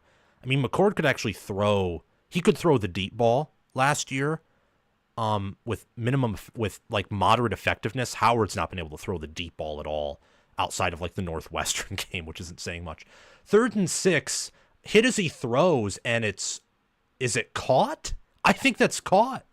I think it's caught right there by Faison. It was tipped at the line. No, it wasn't tipped at the line. Rourke was hit right when he threw it. They're going to try and snap it. Nope, they're going to review it. They catch him. They're going to review it. Let's see what happens. Yeah, he's hit right as he throws. Is that a catch?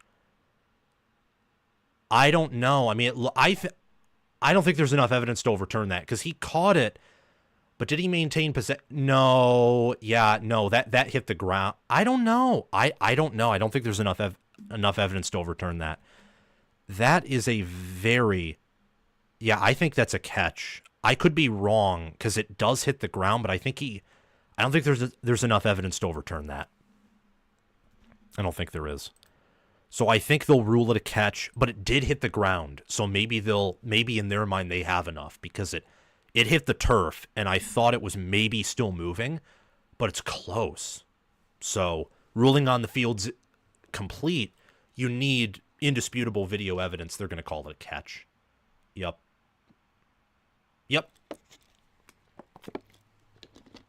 That's a catch. So now if you're Notre Dame, no matter what, that's good because IU has, I think, only 2 timeouts to work with. So at the bare minimum, IU won't have much time to get down the field. At most, you might make this 21-3 or 17-3, and you're still ahead by 2 scores. What a catch by Faison, number 6, and what a throw by Leonard to stay in there while he was going to get hit. So, 31, 1st and 10 from the 31 for Notre Dame.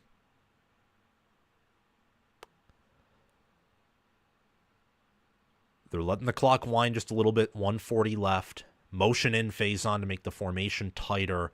It is going to be a throw, and Leonard is going to try and escape. He's going to be tagged down, about a gain of 6 or 7. Clock continues to run. My guess is at half this will either be 17-3 or 14-3, but I could be wrong. because Notre Dame looks a little bit confused right now. Indiana is too because Notre Dame's confused. But 1:13 left. It is 2nd and 4. Leonard is going to try and escape again. And he's going to pick up the first down. Gain of about 7 or 8. It'll be 1st and 10 at their own 43-42. 1:03 left. They have all 3 of their timeouts. They're not calling them. It looks like Notre Dame just wants to get into half. That's kind of what it looks like to me here. They're comfortable sitting on this 11-point lead, which I would be too since I get the ball starting in the second half. That's Williams right there, and Williams is stopped short of the line to gain. So Notre Dame is going to use a timeout there, I think, gain of 9. Yep, Notre Dame's going to use a timeout. That was Williams, the true freshman. Interesting throw there by Leonard, but Williams catches it even though it's very low and reels it in for a gain of 9 yards. So Notre Dame's in a position to try a long field goal, or at least try to get to the end zone, but 42 seconds to travel 48 yards with how their offense operates. I don't know how sustainable or possible that is. I mean, I think that if you're Notre Dame here, I think what you want to do is you want to keep ballooning. You want to balloon the score because Indiana is a really good second half team with really good adjustments. And outside of that long run, they've had some struggles running the football, and that's their bread and butter. I don't know how long they're going to be able to pass the way they are. But they're already up 11 points as well, which is a pretty big lead, a bigger lead than most people feel. So let's see. 2nd and 1, 42 seconds remaining. And Notre Dame's from their 48. They need to get to the 35 to at least get into potential field goal range. Will they run it? That's a fascinating concept. They shouldn't, because you can run it on 3rd and 1, take your shot here right now. They're not going to, though, or maybe they are, and it's over the head of his man, number 6 Faison, covered by number 22 for Indiana, that being number 22 is Jamari Sharp, backup right cornerback. Took their shot, had his man beat. Faison did a little bit right there, but Leonard overthrew it, and it was to the inside. It would have been a hard catch to make since the corner had a little bit of inside leverage there, but was also behind his guy. Okay, 36 seconds remaining. Still at the 48. It's 3rd and 1. I mean, they might run it. They might not. They are. And he escapes. And down right there to the 35 is Williams. So they're in field goal range now. 30 seconds remaining. They're going to get to the line quickly. They're at the 36, actually. 29 seconds, 28, 27. They waste 3. They burn 3 seconds. And Leonard just dumps it off. 2nd and 10, 23 seconds remaining. So, I mean, the thing with Notre Dame is if they wanted to get a touchdown, they should have gone quicker because they're not a team to get explosives through the air. I mean, the fact that their longest play on this drive has been that 3rd and 1 run by their running back is the epitome of their offense. Their explosives are on the ground, not really through the air, unless they really burn a defense on play action. They motion in Mitchell Evans, motion him to the left, got a little bit of a mismatch there, and Leonard, that could have been picked, but he was hit so hard that he threw it down. Looks like Leonard is a bit banged up, little bit of the wind got knocked out of him. 3rd and 10, James Carpenter with some pressure right there. Yeah, taking him to the ground. That could have been considered by at least how most people call roughing the passer to be roughing the passer. I hate that rule in general, but I'm just pointing it out to say that it could have been. Oh, they're calling a flag. Oh, no, they're not. The ref was back there, like, saying something, but they're not going to call it, I don't think. They're resetting the clock because there was some confusion there.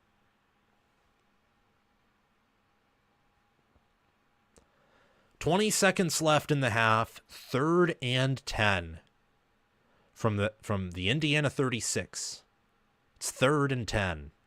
just a yard outside of field goal range, and he's in bounds. 4th down, I believe in bounds. They do call a timeout. They're going to try a field goal. So it'll be 17-3 or 14-3 at the half, barring something insane happening, like a blocked field goal returned for 6, or maybe a kickoff returned for 6 for IU, something like that. It'll be 14-3 or 17-3 Notre Dame at the half. So if you're IU, the good news is the game didn't completely get out of hand. The bad news is you're down by 11 points on the road, and with the way this game's going, the only way for you to win is to win close. Notre Dame can still blow this thing open if they want to. Okay, I'm going to get to your comment, JT Sports. Disagree with it. $2 super chat. And yeah, Bald Father Bets, 21-3 and 17-3 are just flat out different.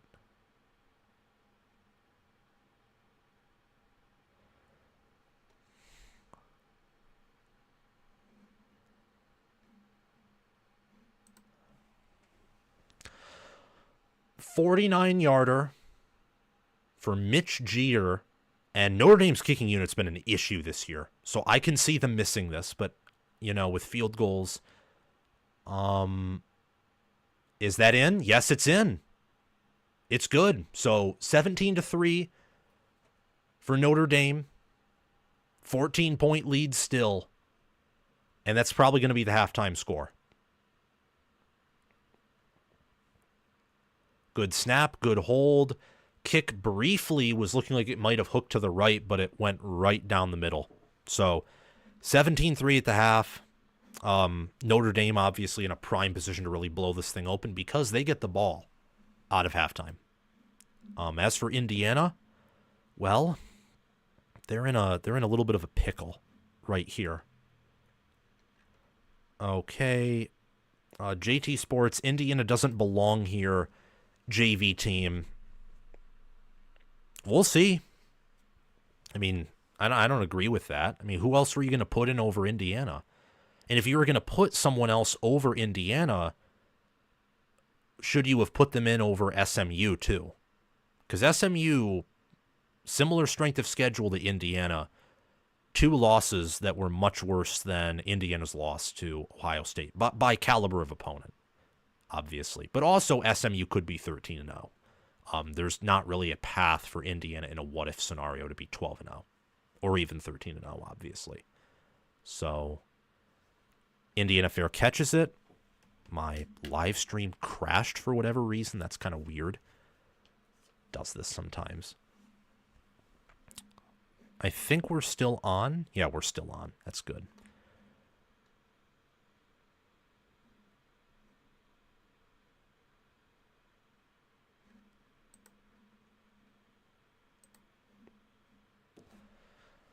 All right, 17-3. Right when this ends, these fair catches, yeah, the fair catches are just fair catches are what they are. What is Indiana doing here? They're running, and it's going to be just about a gain of 6, and that's halftime. So if you're Indiana, you're not shut out. It's not a 3-score deficit; it's a 2-score deficit. But you got to play like your A-plus scheme in the second half because Notre Dame's looks like the better team. Second quarter, the teams looked much more even, but in the first quarter, it was clearly all Notre Dame. So, yeah, here we are. Here we are indeed. Okay, so I'm going to go get some pizza. I'm going to go to the bathroom, and I'll be up in like not even 5 minutes. I'll be back, guys. So thank you very much for all the views, for all the support. We got 42 likes. Probably not going to get 1,000 by the end of the video, but maybe it blows up. Let's try and at least get to 500. See you guys very soon.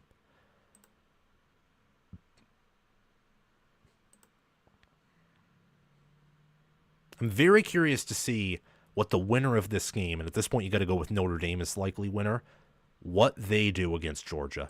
That's what's fascinating to me. But I'll be right back, guys.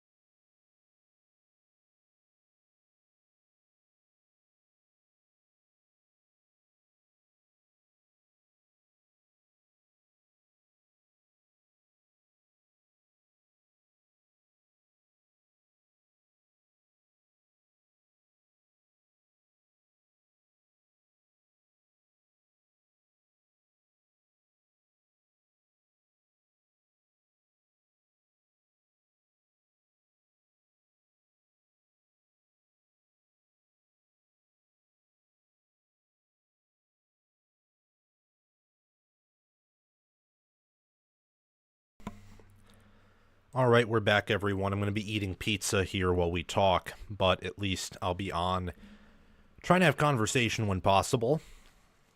We have almost 50 likes, 200 concurrent viewers, and it's been a great stream so far. So thank you guys for making it a great stream. I appreciate all of you, and cheers.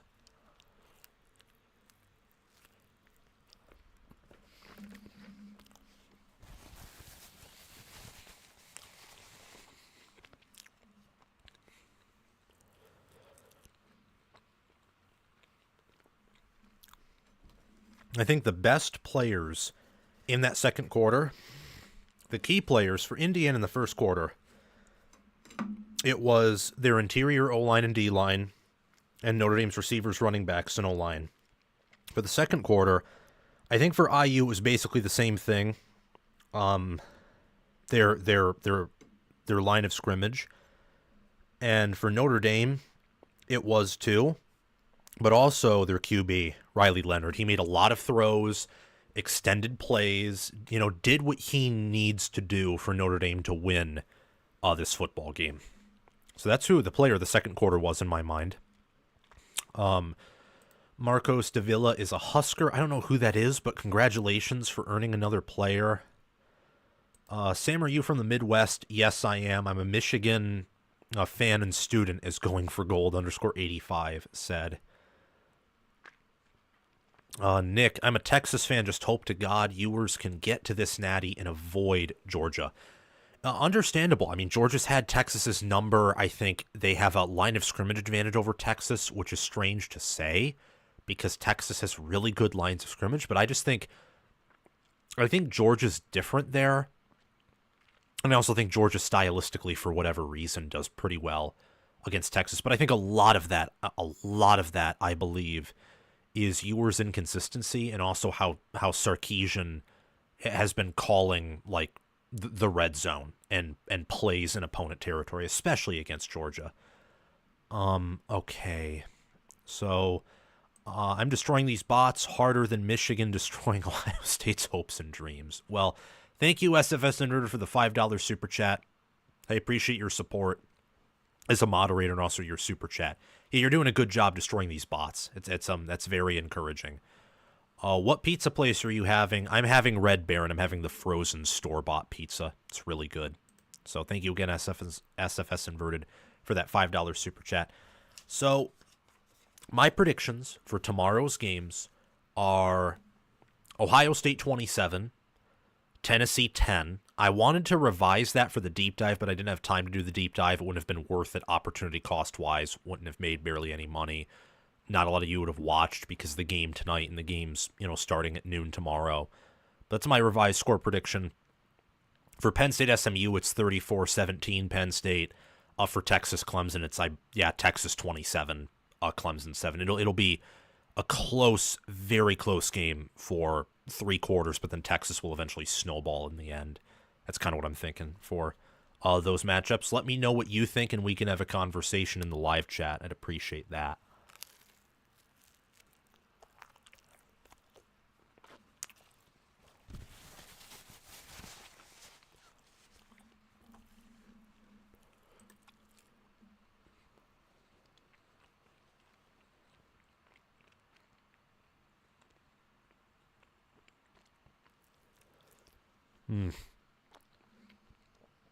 Delicious pizza.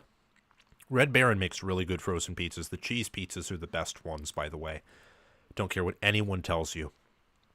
The cheese pizzas are the best. So, yeah. There's that. They're really, really, really good. Anyone got OSU over the Vols? I have Ohio State over the Volunteers. I will say that. So, what's really surprised me about this game so far is how Indiana's only scored 3. I'm not necessarily shocked by Notre Dame scoring 17, but it's the fact that IU has not been able to get, anything done. And that's kind of what is crazy. I mean, the game's very much trending in Notre Dame's direction right now. TOP is equal. Notre Dame is 242 total yards to IU's 138. Both teams have a turnover. IU 8 first downs, Notre Dame 11. Notre Dame's running for 155 yards, 9 yards per carry, and a touchdown. A lot of that's obviously the 98-yard run. Otherwise, it would be, 16. It would be 16 carries for 57 yards, which is still it's still all right, but like 3.6 yards per carry. So Notre Dame is running the ball like good explosive play. They're running the ball all right. What I'm really shocked by is that Indiana hasn't scored much of anything. That's what I'm shocked by in this game so far. So yeah. Also, the fact that Notre Dame right now overall is outperforming IU special teams wise. That's another shocking detail that we have right here. Alrighty, getting back to this. Let me see. Sam becomes a mukbang creator at halftime for his live streams. Well, I have to eat. I have to eat. I mean, and tomorrow I'll try to eat before halftime, but today was a pretty interesting day. So,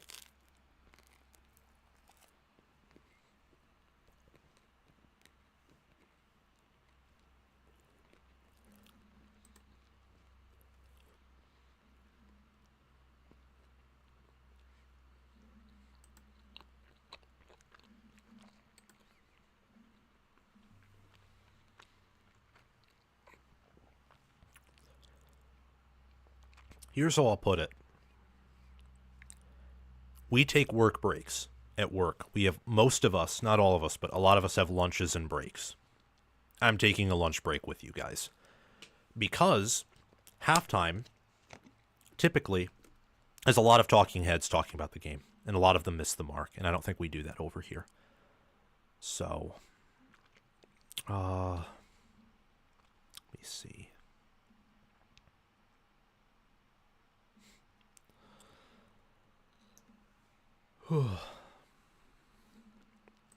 Yeah. I wonder if Notre Dame, like, if they'll be, because it feels like that drive was conservative, and I wonder if they're going to be conservative for the rest of the game and not aggressive. And I think Notre Dame being conservative, like, plays very much into IU's hands. So we'll see. But also, Notre Dame may be able to be conservative and just hang on, because they're sort of doing to Indiana what they did to Louisville. They let Louisville get in their territory a ton, but stopped them.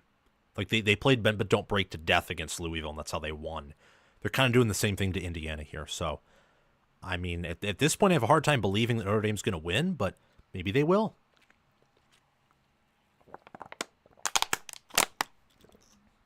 Maybe they will. So, we'll just have to see. Time for slice number 2. I probably won't get to slice number 3. I'll have to save that until after the game.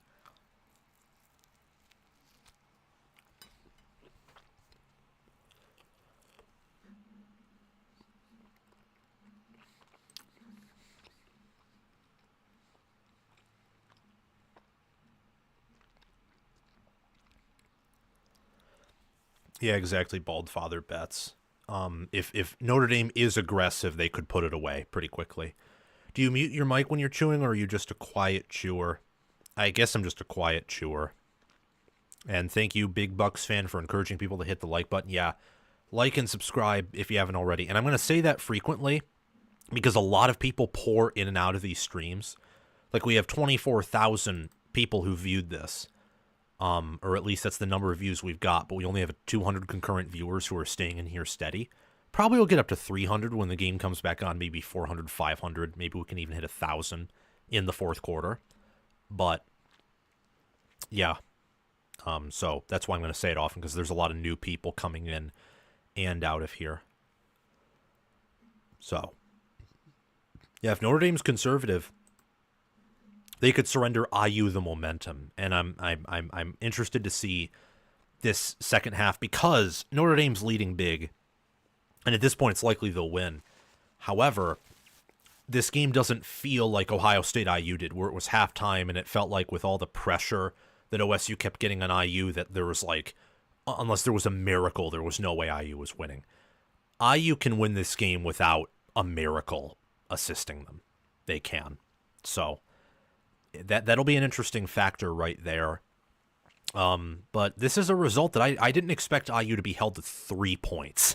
That's pretty crazy, especially since Notre Dame has not gotten much, if any, pressure on Rourke. They've been a little bit off. Indiana has.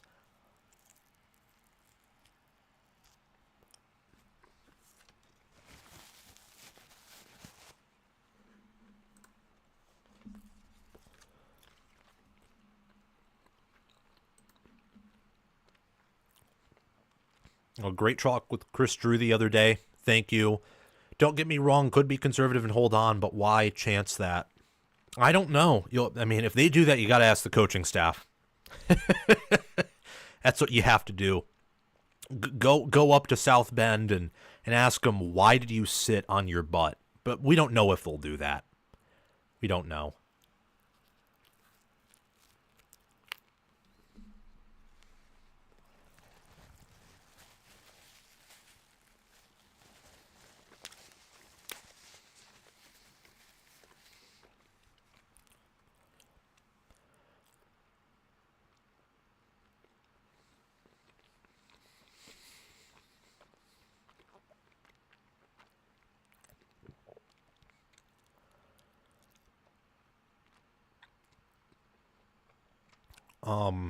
What was my score prediction in this game? I had Indiana 30-21, originally 37-31, but I think that my second prediction, even though it might be wrong in the sense that I picked Indiana to win by 9 points, just because I thought it was going to be weird, might be closer to the actual game in the sense that it's like we only have 20 combined points here, and I think there will be more combined points in the second half because I think IU is eventually going to score a touchdown, if not more.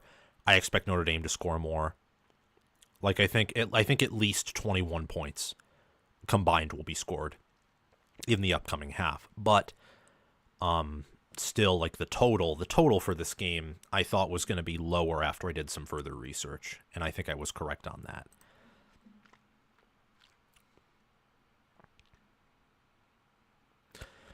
The thing is, Notre Dame's doing what Michigan did to everyone 2023. I mean, I think they're doing more so what Michigan did to people in 21 and 22. I've never compared this Notre Dame team to last year's Michigan team, but I've compared them to the prior two, where you have very limited QB play, but you can have some good moments in the passing attack.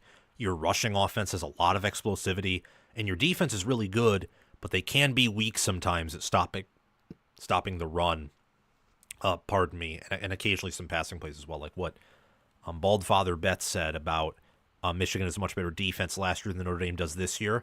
Notre Dame's defense this year is more like Michigan's in 22 or 21, and it's the same thing with their offense as well. These bots are bad today. Yeah, they're bad. They typically are bad during live shows because they're encouraging other people to leave this one and go and go to their own live show, which is funny. But yeah.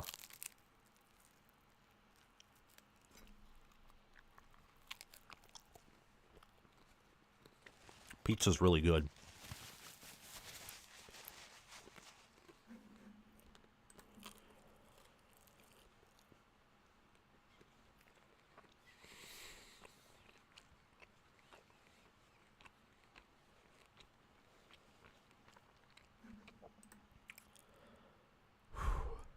Wow. Well, only 30 minutes of gameplay and probably 1.5, maybe 2 hours left in this game before the first ever 12-team college football playoff game is finished. What do you guys think about that? Are you excited for the 12-team playoff? I mean, do you think it needs reform? I mean, I think it needs reform. But do you think it's better than the 4-team playoff?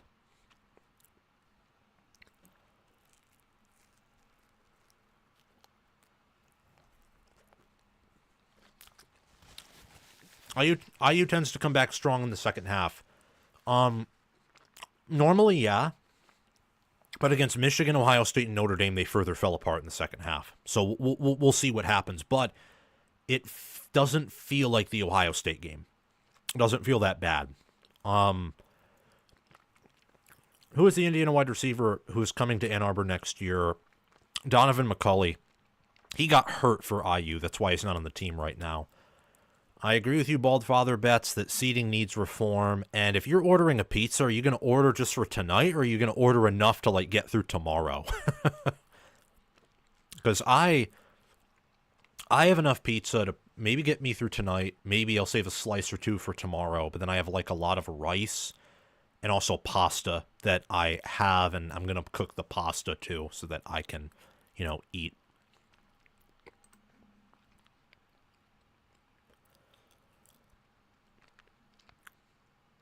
And I agree, the seating needs reform. And I honestly, my opinion is you compress it to 8 teams or 16. I don't like the number 12.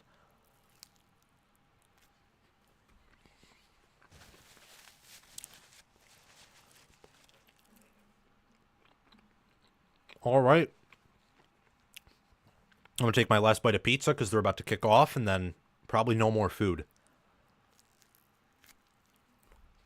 Darn, that's good pizza.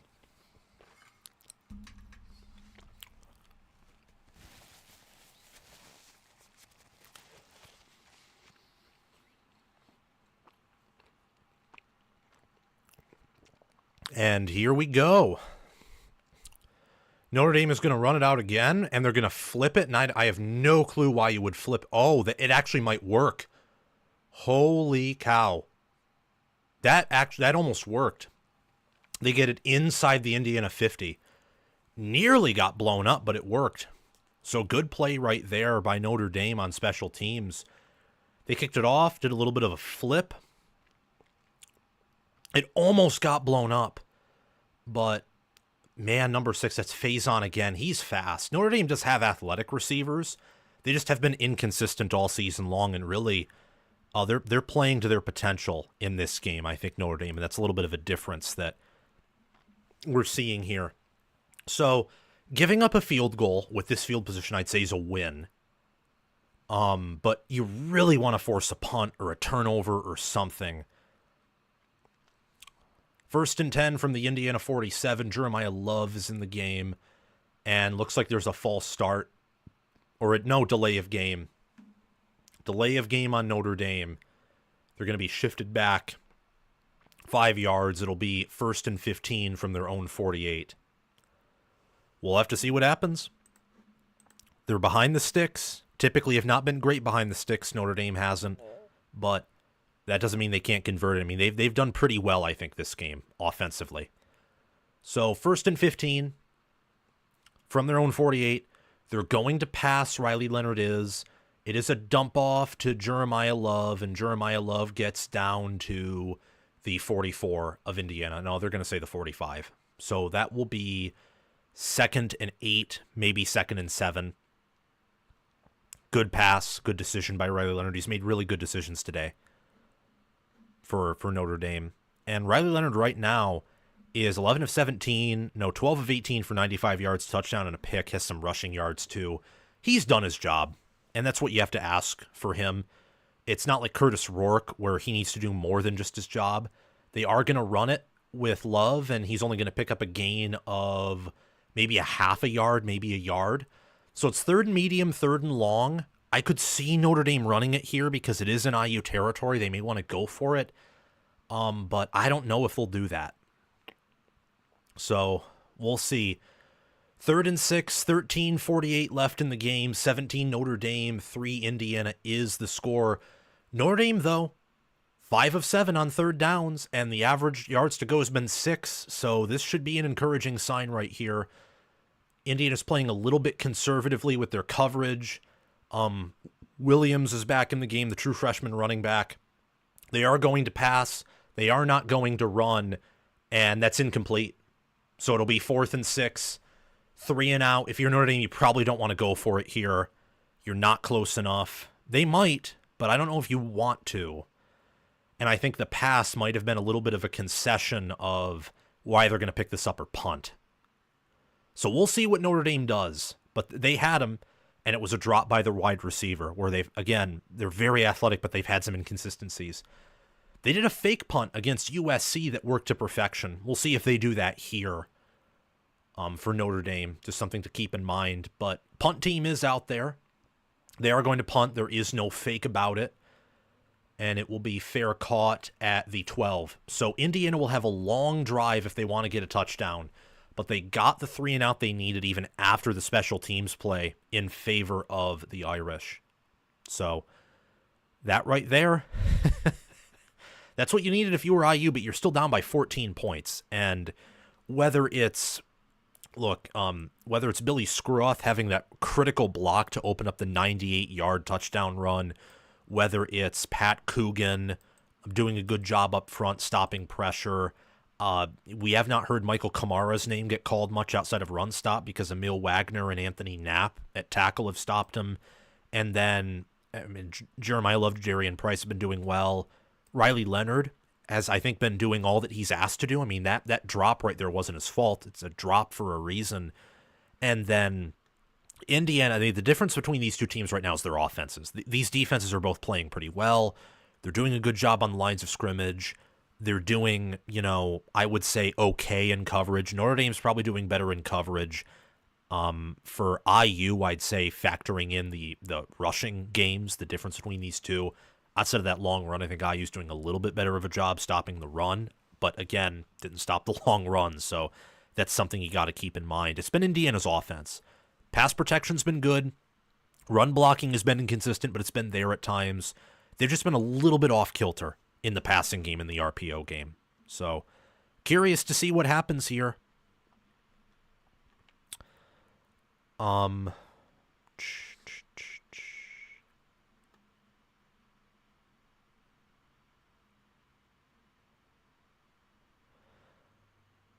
Yep, Notre Dame and Penn State wide receivers, all the ceiling in the world, but they sometimes disappear too much. Yes, that's a good thing to point out. Okay, 55 likes. Let's try and get to 100 before the end of the third quarter, guys, and let's try and get some more super chats in here. We're at 220 concurrent viewers. Hopefully we can get up to like 400, 500 by the fourth quarter. That would be pretty cool. But I'm grateful for what we have right now. This is fun. This is a great way for me to build up any play-by-play experience and commentary. And I'm also taking notes here. I'm gonna have probably a page of notes while talking to you guys through the end of this, which I think is pretty good for multitasking. Okay, so 10 Titans, 96. Yeah, I live in Michigan. You live in Ohio. That's nice. Big 12 was such a dumpster fire they didn't even get a first round bye. Yeah, I mean the Big 12. The Big 12 is closer to the Mountain West than they are to the Big 10 or SEC.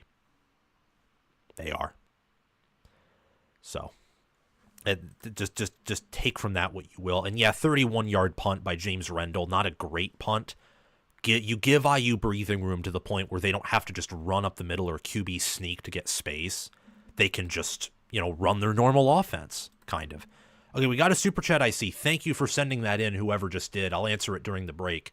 But right now, 1st and 10 for Indiana at the 12. Curtis Rourke back there with, I believe, Justice Ellison. Great pass protection. Again, he's going to take a sack, though.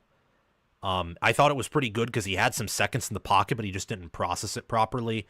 And someone's down for Notre Dame. Ouch. I think that's 90. That's wow. I think he was injured earlier in the year. That's Riley Mills. Riley Mills is down. Wow. 6'5", 295 pounds. Great defensive tackle for them. That's a huge loss. Hopefully it's not season ending because he's like grabbing right there at what I assume would be like a ligament tear in the knee. Dear God. I hope that you protect Riley Mills and help him heal. Amen. That sucks. That absolutely sucks. Hopefully he's okay. But good play by him, setting Indiana well behind the chains. They'll probably have to punt. Davis Lawn Care and Landscaping Services. If OSU makes the Natty, would it be considered a successful year? I think if they make the Final Four or if they make the national championship game, the season's not a failure. If they don't make those, the season's an automatic failure. Actually, I'm going to go up. I'm going to say if they reach the Natty, the season's not a failure. If they win it all, it's obviously a success. But I think even reaching the Final Four, but if they lose, the season wouldn't be a big failure, but, you didn't reach the Big Ten championship game, you lost to Michigan, and you didn't even play for a national championship. So I don't know. I mean, by my view of things, probably wouldn't be a failure, but by the view that Ohio State has built for themselves, not reaching the Natty game would be a failure. And at this point, if they don't win it all, it may not be a failure if they reach the game, but it won't be a success if they just reach the title game and like, let's say they lose. Although it's so unfair. I think Natty or bust is like so just off kilter. Doesn't really fit for a lot of teams. But I know I said after that Michigan loss, like you have to win it all to reach the title game. You have to do something exceptional in the postseason to make up for that loss. Thank you for that $5 super chat, Davis Lawn Care and Landscaping Services. Yeah. I mean, Riley Mills and Howard Cross III, their D tackles are their best defensive linemen. So that is a huge loss. Huge loss. Nick, Texas embarrasses Arizona State if they get past Clemson. Maybe. I don't know, because Texas is a team that I think struggles to just embarrass anyone because of their offense. But, Riley Mills is walking off, not really a little bit under his own weight. He's walking on it, but he needs assistance. Yeah, his ligament slammed right in to number 3. Okay, so IU is out there. It's going to be second, and I think that was like that was a 7-yard loss. That's going to be second and 18 from their own 4. What are they going to do? What are they going to do?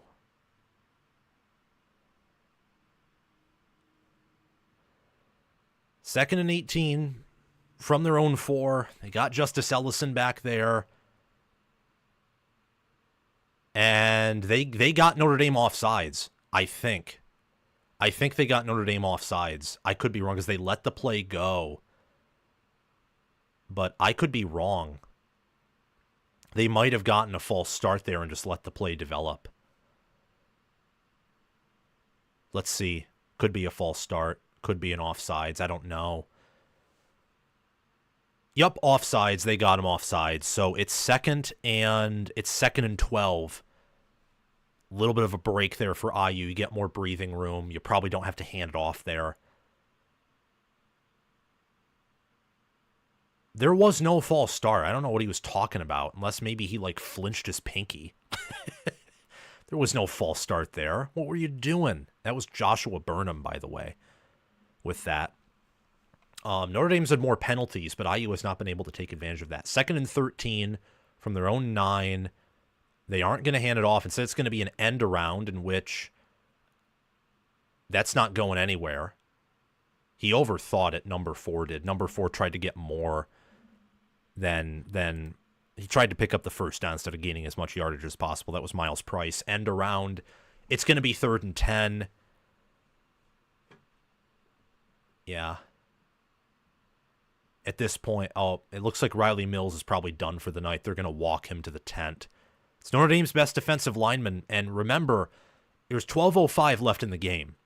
So if IU punts here and they force a punt in response, they're still very much in this game. But 3rd and 11, that's going to be like very hard to get back to. They do send a blitz, and they sack Rourke. They get to him.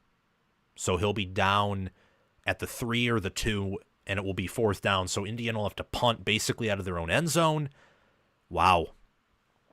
So their pass protection's breaking down just a little bit. They got around number 75 for IU, that being Trey Wedig. They got around him.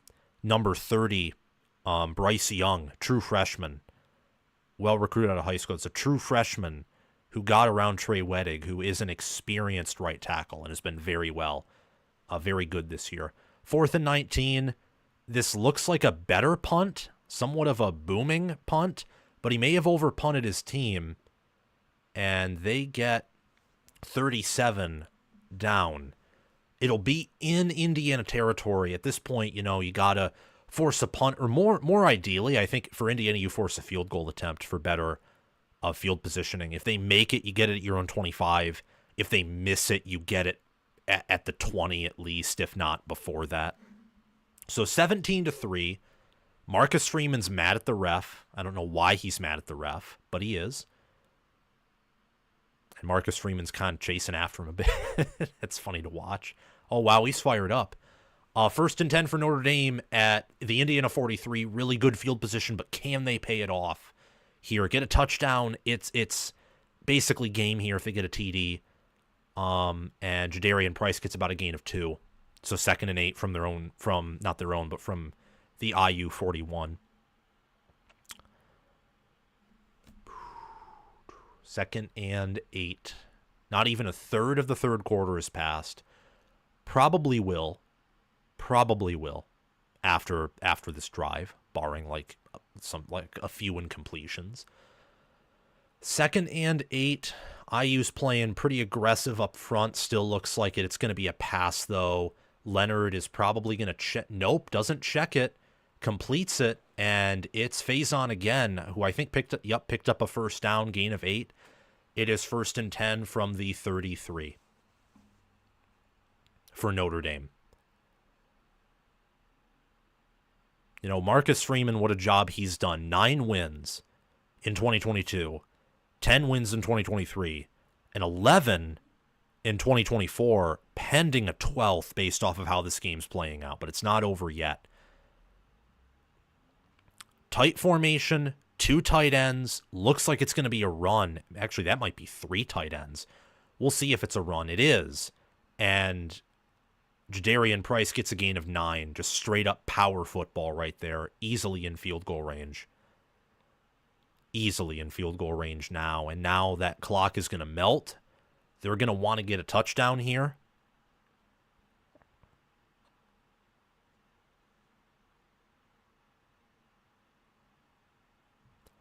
Let's see what happens. Yeah, third quarter. I mean, this is if you're Indiana, what you have to do is you have to hold them to a field goal. High snap, but collected, and he dumps it off to number 9. I think Cooper Flanagan for Notre Dame. No, Eli Radon or Raradon. That's their third string tight end that he got that football to, and he caught it. Yeah, he caught it. Like fumbled around with it, but caught it. I mean, Notre Dame's been making their catches, and they've been placing the ball in just enough good positions. Riley Leonard has for his receivers to catch it. 2 tight ends. They shift the tight ends, and that is just a gain of 1 for Jadarian Price. So 2nd and 9 at the 19. It's really been the short passing game for Notre Dame that's helping this offense open up. It's really what that's been. And the fact that I think Indiana's defense has been playing very conservatively in defending the pass. Very conservatively.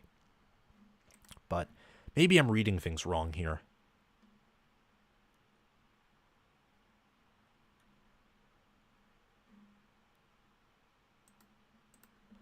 Am I behind? Or am I ahead? I don't know if I'm behind or ahead. And that is a sack. They get to him. That is 99. James Carpenter got a sack on Riley Leonard for a loss of 6. That's going to be 3rd and 15 for Notre Dame. 3rd and 14 they list on the broadcast booth. 3rd and 14 from Indiana's 24. Your Indiana force a field goal, go down, get a touchdown, game's not over. But at this point, you're playing with fire.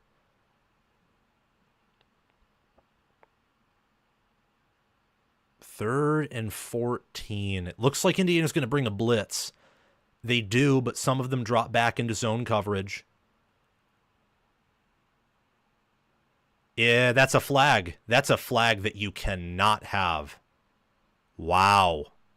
Wow, James Carpenter with the late hit. That's going to be a first down. That's killer for IU. You can't do that. That's killer. And now there's a fight breaking out. That's killer, man. That flag right there might end the game for IU. You could have held them to a field goal, get the offense back. Maybe even they missed the field goal because their kicking unit's been inconsistent, but you had to shove them out of bounds. Wow.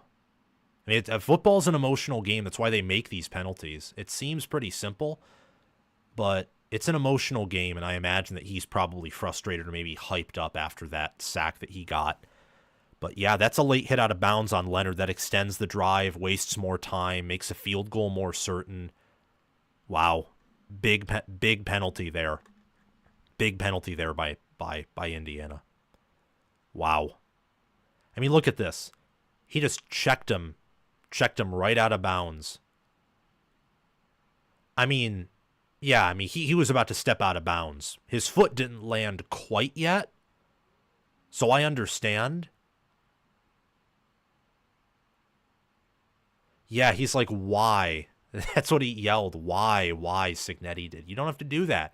He's going to get out of bounds. Like, it's just, yeah. If it's a touchdown here, if it's a touchdown right here, Indiana's cooked. If it's a touchdown. And they're probably going to get, yeah, I mean, that was an 8-yard end around. Probably going to get a touchdown here. Wow. Man, Indiana just have not been able to get anything going offensively. Wow.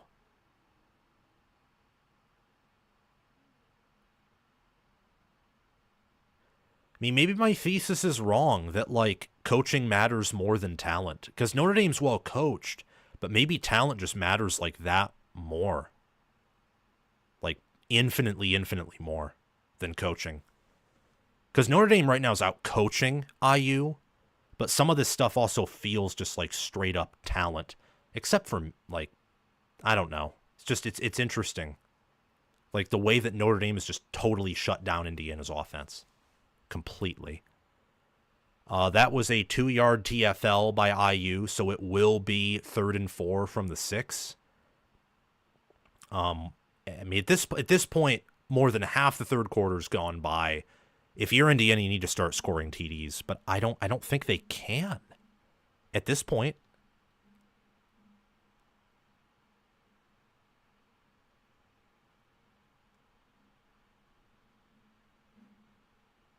Yeah, I mean, Notre Dame's winning the outside battle. They're winning in the trenches overall.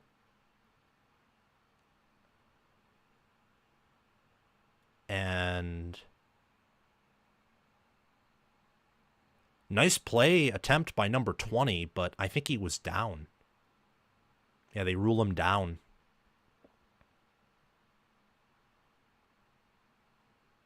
Yep, his knee touched. His elbow and knees touched. So he's down. Another TFL. They force a field goal attempt. It's 4th and 8. But, I mean, it's going to be a 3-score game. It's going to be 20-3. Need to go down and get a quick touchdown if you're IU. Mitch Jeter made his field goal attempt. Oh, they're going to try a trick play. I have no clue why they would try any type of trick play.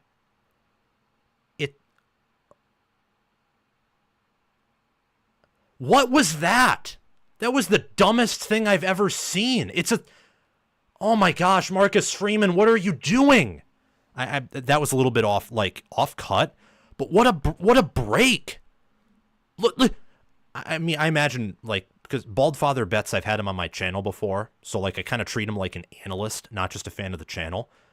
I mean, like, what do you think about this? I mean, what are they doing? You gave Indiana all the momentum. And I'm not even a Notre Dame fan. Like, just to have, like, a little bit of, like, a Kirk Herbstreit moment whenever he got, like, upset. Oh, no. It's timeout before. What the? Oh, my gosh. And, of course, it was Indiana who called the timeout and saved. Freeman's even smiling. Wow. He shouldn't have called that. What the? Yeah, that was a bad idea. And thankfully, Signetti overthought it, called the timeout, and because of that, he burned 40 seconds. That was horrible. I mean, That's why I pick against Marcus Freeman in a lot of areas. He does make questionable decisions. I just think this year the lesson learned might be the fact that he's stacked recruiting classes and he has a really good support staff. But man, his decision making sometimes like really makes me scratch my head. And looks like might be a false start on Notre Dame. Looks like it. Wow, I mean, that was ridiculous. Yup, false start. False start on Notre Dame. Wow. Do you think SMU has any chance to beat Penn State? They do have a chance, yes. Do I think it will happen? No. Okay. 4th and 13. It is a field goal. It's a 33-yard attempt for Mitch Jeter. He should make this pretty easily. But we'll see what happens here. 4th and 13, 4:25 left. He easily makes that. Yeah. So what a gift from Cignetti. Bet he regrets that decision. It's 20-3 Notre Dame. They win that drive. If he didn't call that timeout and just let it play out that way, then I guarantee you whatchamacallit. I guarantee you, like IU get it's a totally different game because it's 2 scores instead of 3 scores. A 3-score game this late in the game, you have 20 minutes left. You have to score on all of your drives, and you got to get touchdowns. So we'll see what happens. But what a series there. Just gonna write down dumb decision making for Notre Dame. But then also that IU is getting worn down in the trenches. They're not losing the battle by a lot, but it's a slight loss, and then everything else just further compounds around that. He's getting... Wow. Welp. Yeah. Ouch. I'll be curious to see what happens in Notre Dame versus Georgia, because I mean, I think Kirby's a way better coach than Freeman, but Freeman's support staff is ridiculously good. Freeman himself is not anywhere close to a bad coach. He's a good, great coach. I just don't think he's elite. And then Notre Dame right now, I mean, they have the better QB, they have the better rushing offense, and I'd say Georgia's defense is better, but I mean, a lot of these teams they don't have a lot of cross-referencing to do. So it's interesting to see. But they have a 97% chance to win. 97% chance. So, and they're beginning to control TOP. Like, they've controlled much of this third quarter. They have like 8 minutes of TOP in this quarter already. If you're IU, ideally you want to maybe spend the rest of this quarter to get down there and score a touchdown. It's kind of what would be ideal. But they haven't been able to score a TD all game. So that'll be difficult to do.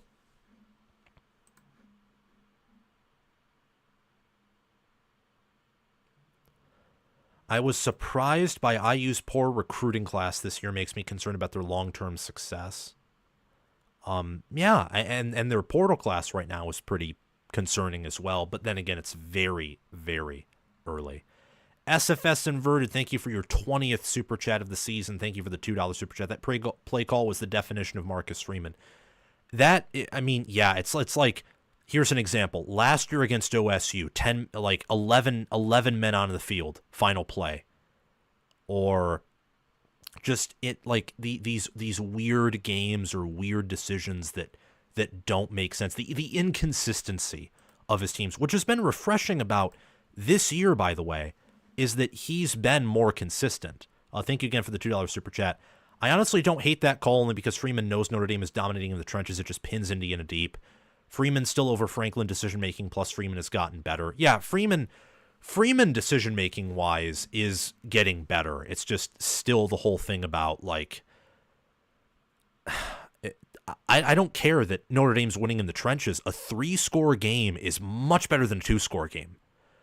A 3-score game is pretty hard for Indiana to overcome. A 2-score game, might just require IU to get 2 explosive plays out of random, or maybe an explosive play or a consistent drive, and then it's all tied up again. But Indiana, 1st and 10 from their own 25. They're down 17. The offense has been completely dead. And that's a TFL. Just the speed that Notre Dame has. That's number 1 Jordan Clark, the nickelback. Speed. TFL. It's going to be 2nd and 11. Looks like I'm going to be eating crow again when it comes to picking Indiana. But at least I won't have to pick them again if they, likely lose this game. Won't have to pick them again. As for Notre Dame, I mean, just beat Georgia. It's possible. Is it likely? I don't know if it's likely, but FPI would actually favor Notre Dame over Georgia, even though the game is closer to Georgia territory. A blitz is sent. A screen is executed for about a gain of 8. So it'll be 3rd and 3 from the 32. Got to think if you're IU, you go for it here, no matter what happens, because it's down 17 points with under 20 minutes in the game left. You don't have much time to get your offense going.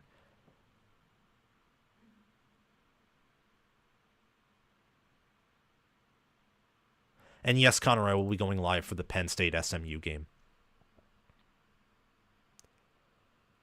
3rd and 3, they're going to motion over the tight end, not Zach. Yeah, I think maybe Zach Carpenter. They're going to throw it and overthrew his guy. That's an ouch play.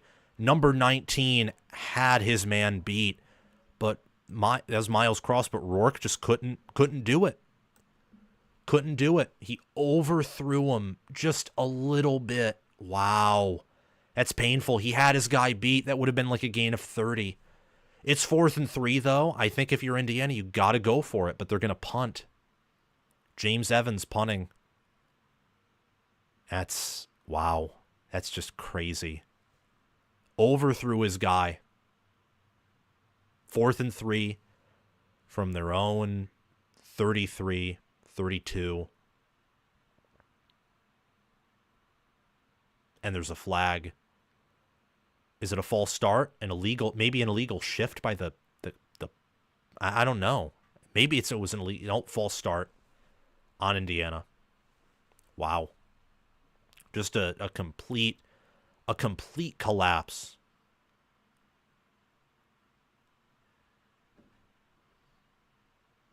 Wow. 20-3, 4th and 8. They're definitely punting now. There's no way you execute a fake here. And it is a long punt. It's high in the air. It's fair caught at the 30. Yeah, 20-3. Well, this game's been pretty much a snoozer. But Riley Leonard will come back out, number 13. He's had a pretty good game so far. He is 16 of 23 for 111 yards, 1 touchdown and a pick. He's completed enough passes and thrown enough to keep Indiana honest. So, there's that.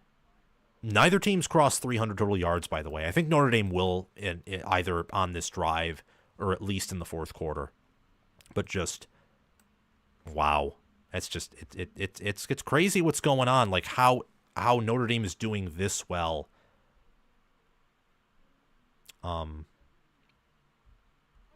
Against Indiana's offense. Okay. We are at a commercial break, though, so, yeah. A little bit of a water break.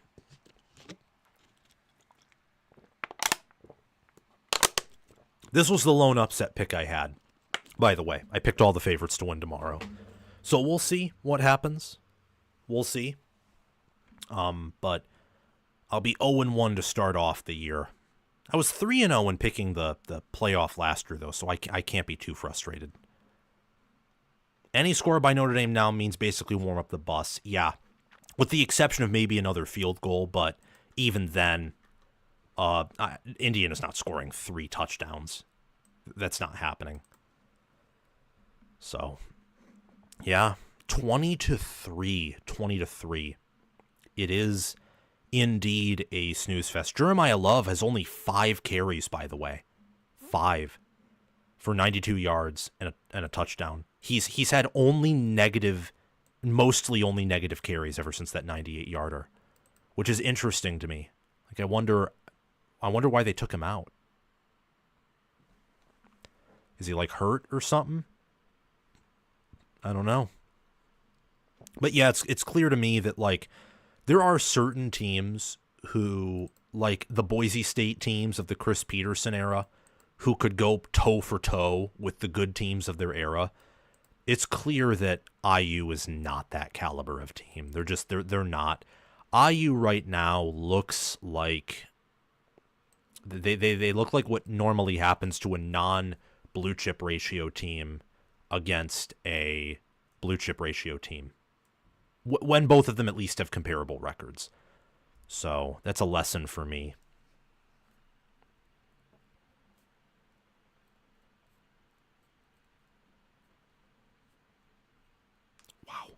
Just crazy.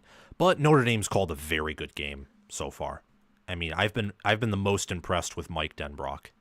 Very impressed with him. Oh my gosh. Wow, we got like a ton of super chats. Ton of super chats. I will answer all 5 of those super chats. Thank you, Larry IZPR0, Justin Ziegler, and TAKL Farms. Thank you for the $5 super chats. We will see what, like, I'll answer them in the next commercial break, because, you know, winner versus number 2 Georgia in the quarterfinals. I'll be live during that game. That's a no duh. That's a non-negotiable right there. But I appreciate all the super chats, guys. Thank you very, very much.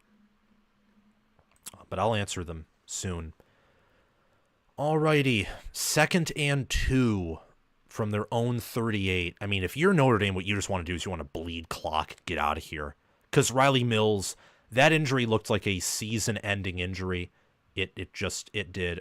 And Jeremiah Love just broke a tackle. And he broke multiple tackles and then got out. So yeah, Indiana, he got a first down, by the way. Indiana has not been fundamentally sound this whole game. It's another game like against Ohio State. So I do, you know what? I subscribe to the theory that everyone else does now. Not everyone else, but a lot of people. Where now Jeremiah Love's an incredible player. He'll break most tackles. But I'll finally admit to the theory that Indiana just has probably the best G5 players. And yeah, just do that. Because Notre Dame's definitely going to drive this, going to wind this down all the way to the 4th quarter. Wow, it's just crazy. Yep. Oh well. Jeremiah Love's incredible, though. Absolutely incredible. X-Factor playmaker. 2nd and 1. 1 minute left in the 3rd quarter. This 3rd quarter is melted by. Very much melted by. It is going to be a throw by Riley Leonard, and Jeremiah Love breaks another tackle, and he is at it 1st and 10 out to the 35. So deep in Indiana territory now. 35. They're at Mitch Jeter's long. That's where they are. 16 first downs to 8 is Notre Dame over IU, and then the yardage differential is even more severe. One more play to run before the end of the 3rd quarter, barring an incomplete pass or a fumble or something that would be out of the ordinary here. Jadarian Price subbed back in for Jeremiah Love. He's back there. They're going to motion out their guy, and they got him in the backfield right there. That was a TFL for a loss of 5 by James Carpenter. So that's the end of the 3rd quarter. Notre Dame only scored 3 points, but Indiana scored no points. And at this point, it will take a miracle for Indiana to get down the field and win this game. It is the college football playoff, though. It is 2 good coaches, 2 good teams, so a miracle is possible. But 20-3, Notre Dame looking for their first major postseason win since the 90s. That's actually something I should have factored in that it was just time. It was just time for Notre Dame to finally break through, especially given this opportunity. They've wanted this for so long. I'll be right back, though, after I insert some of these ads for an ad break, because it is the end of the third quarter.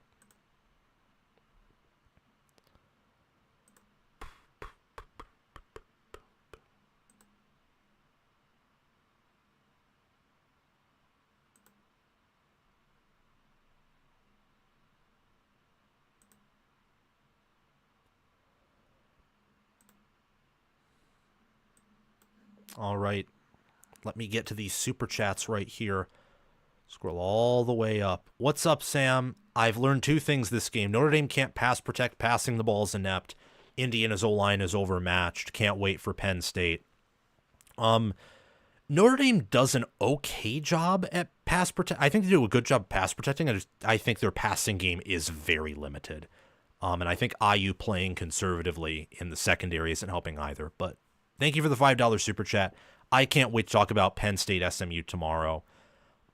Justin Ziegler, thank you for the $5 super chat. This winner, even one against Georgia, would be massive for Notre Dame in gaining momentum in the portal recruiting. Question is wide receiver and QB development. Bingo. Thank you again for the $5 super chat. And TAKL Farms, thank you for the $5 super chat. Thanks for the coverage, Sam. I'm in the hot tub chilling. Indiana wins 23-20. LOL, wishful thinking. Probably wishful thinking. Indeed. Okay, let's see what else people are talking about. I'm going to be honest, I don't think Indiana's defense is playing that bad. They just have absolutely zero offense. That's exactly what I'm thinking. Like, Notre Dame being held, if you told me Notre Dame was held to 20 points, I'd be more confident in my Indiana pick because I picked Indiana to win with allowing Notre Dame 20 points. And this game might finish like 20-3, or it might finish, you know,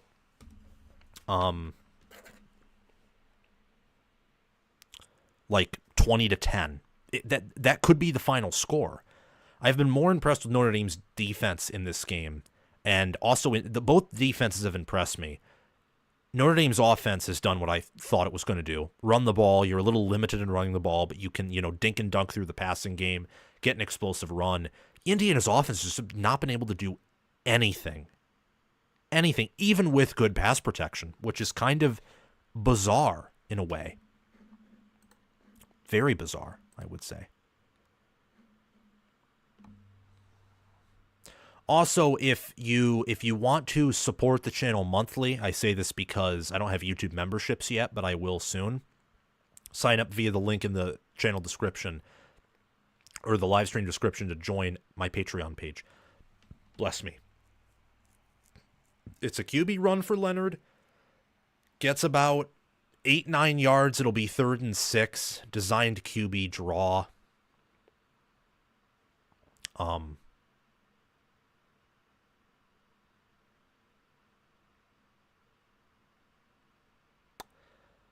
Now is when the clock is officially Notre Dame's friend. Now they can be very conservative now. Very conservative. Maybe play for the field goal. I mean, they'll probably play for the field goal if it's not 4th and 4. Could be wrong on that front, though. And caught. Wow. Tight. Good throw by Leonard to number 1.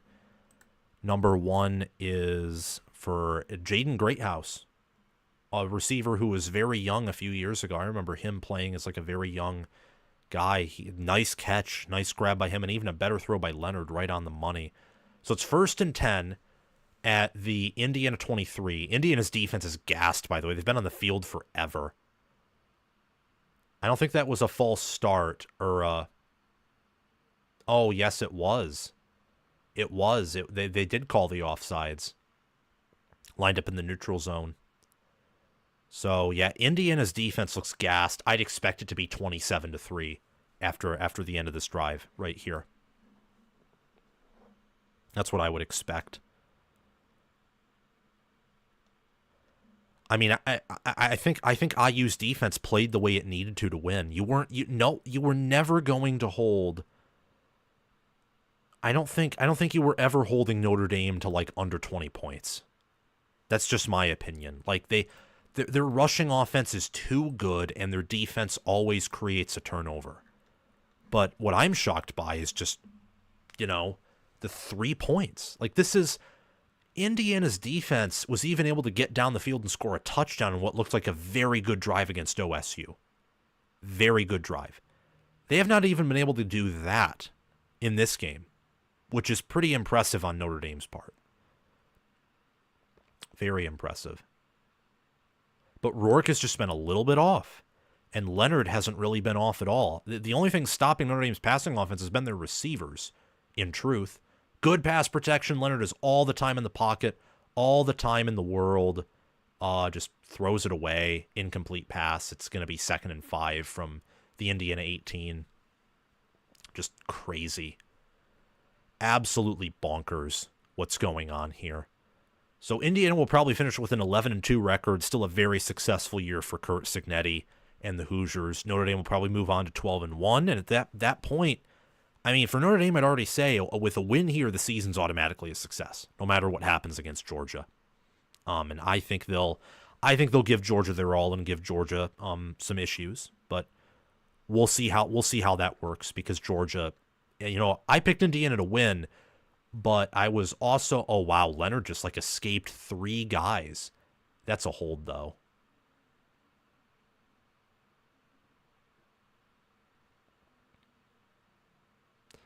But anyway, he lost a yard. So 3rd and 6 could have been a much more disastrous play. It was an aggressive play, but when you go aggressive against these QBs, very often the QBs who can run, it goes against you. So yeah, 3rd and 6, 12:44. Notre Dame at least gets a field goal here, and they have more time chewed off the clock. We'll see what happens.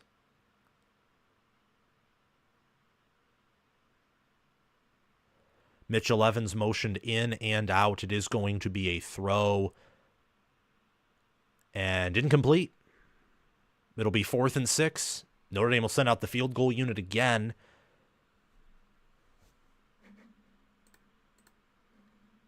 And I would expect the game to be 23-3 after this.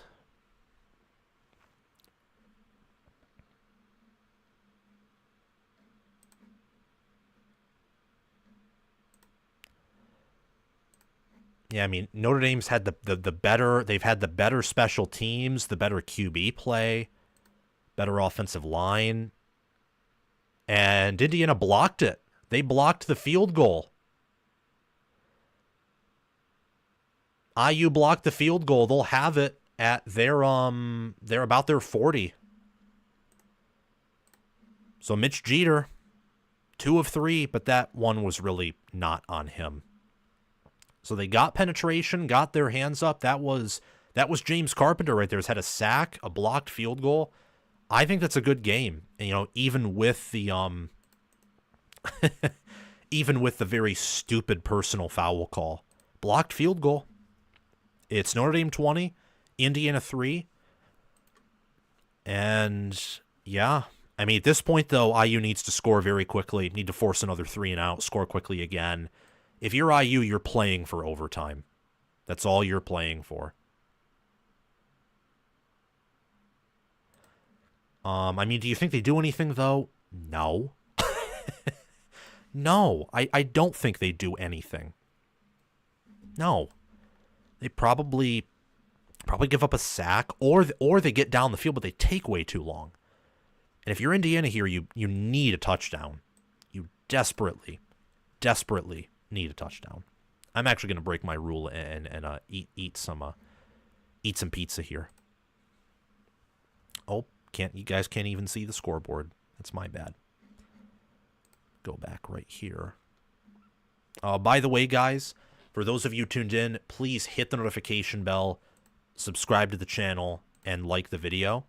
It's very important that you hit the notification bell because I'll be going live tomorrow for all 3 of the college football playoff first-round games tomorrow.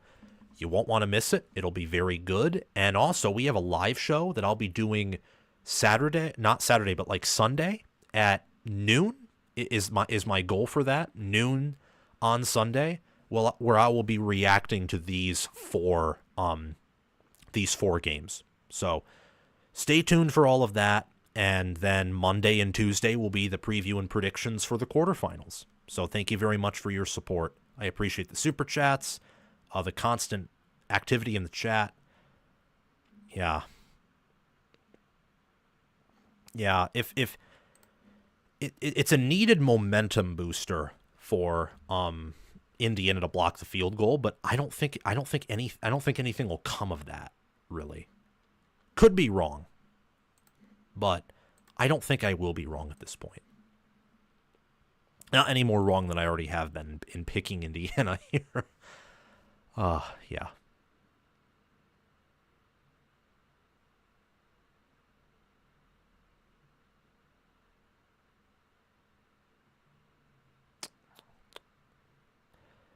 Notre Dame is great at developing defensive players. I absolutely agree with that. Okay, we're back, ladies and gentlemen.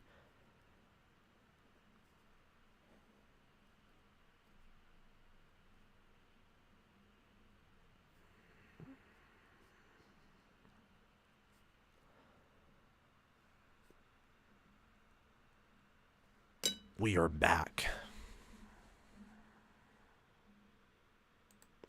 This team is not 49 points better than Nebraska. That had to be a freak outlier. That's looking to be more like the case.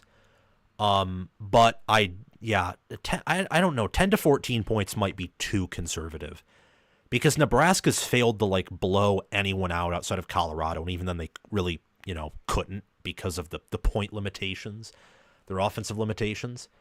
All right, but they got it 1st and 10 at their own 40. Indiana does, and I think at this point, you're playing to win. You have it all on the line. They have an outside run. Ellison gets a gain of 3 to the 43. It'll be 2nd and 7. If you're Indiana, you want to speed this up. They're quickly huddling, and they're going to probably snap it with 20 seconds left on every play.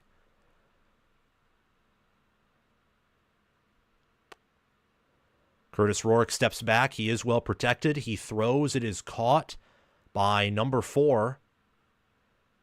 And that number 4 for Indiana is Miles Price, their slot receiver. So they're in Notre Dame territory again, but they've only had one drive where they've came away with points in Notre Dame territory. Only one. And they're holding due to substitution. Yeah, if you're Indiana, the ideal situation here is a touchdown with 9 or 10 minutes left. Okie dokie. Notre Dame brings a blitz, but Rourke is well protected, and it's incomplete, nearly intercepted there. That was well covered. And for Notre Dame, that was Adon Schuler, the boundary safety, and that was number 15, the boundary corner, Leonard Moore. Boundary safety and boundary corner, by the way. Many of you probably know this, I'm sure, but they guard the short side of the field, and then field side cornerback, which is FCB, and the field side safety, they guard the far side. And that's Xavier Watts and Christian Gray. Notre Dame again sends pressure, but Rourke can step up in the pocket. He escapes. What's he gonna do? And just throws it right to number 5. It's Keshawn Williams. It's 3rd and 10. This right here is the game. This has also been the story of Indiana. They've gotten into Notre Dame territory a few times, but haven't really come away with anything, to be honest. And a lot of the reasons they've gotten into Notre Dame territory is short fields. It's not really like they've had long, sustained drives instead of maybe 1 or 2. They've gotten good field position because neither of these special teams units are that good. So the punting in this game's been an atrocity.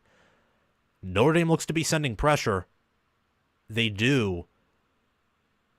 And wow. Nothing. TFL. It's going to be 4th and 11. That is 34 for Notre Dame. That's Drake Bowen. And I don't know if Indiana's going to punt or if they're going to go for it. But there is an injury right there, number 30 for Notre Dame. And that's Bryce Young, one of the rotational defensive ends. He rotates with R.J. Oben. So Indiana gets a little bit of a timeout there due to the injuries. They'll be right back, though. Okay.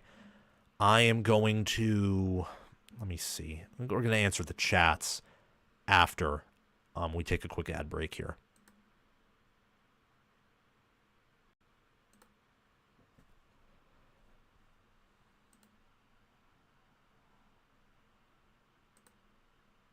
If you have YouTube Premium, of course, this doesn't really mean anything. But once again, in the fourth quarter so far, both offenses have been sloppy.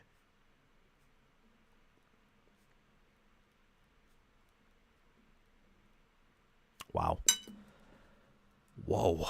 Yeah, both offenses have been sloppy. And once again, for Indiana, it's just like Notre Dame is one step ahead of them, which is a credit to Al Golden, credit to Mike Denbrock. And we're sitting right here, and Notre Dame's kicking butt. They look like one of the better teams in the country right now. They're not without their flaws, but that's every team. I hate to tell you, every team this year has their flaws. Every one of them, even Oregon. Oregon's not bad at anything, unlike a lot of other teams which are bad at a lot of different things. But Oregon's run defense is a little bit suspect. Okay, I'll mod all games tomorrow unless I rage quit Tennessee. Well, the good news is Tennessee Ohio State's tomorrow night. It's the last game. So thank you, SFS Inverted, for modding the channel. I appreciate that a lot.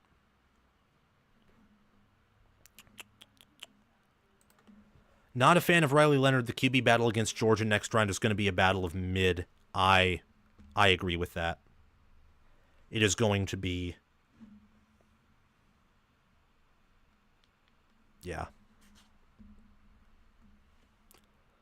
Not a... I'm a fan of him as a person and as a QB overall, but as an individual passer, no.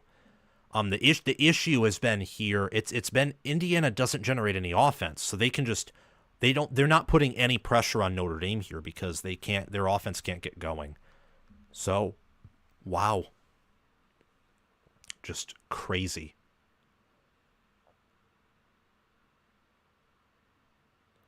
All right, well, it is fourth down.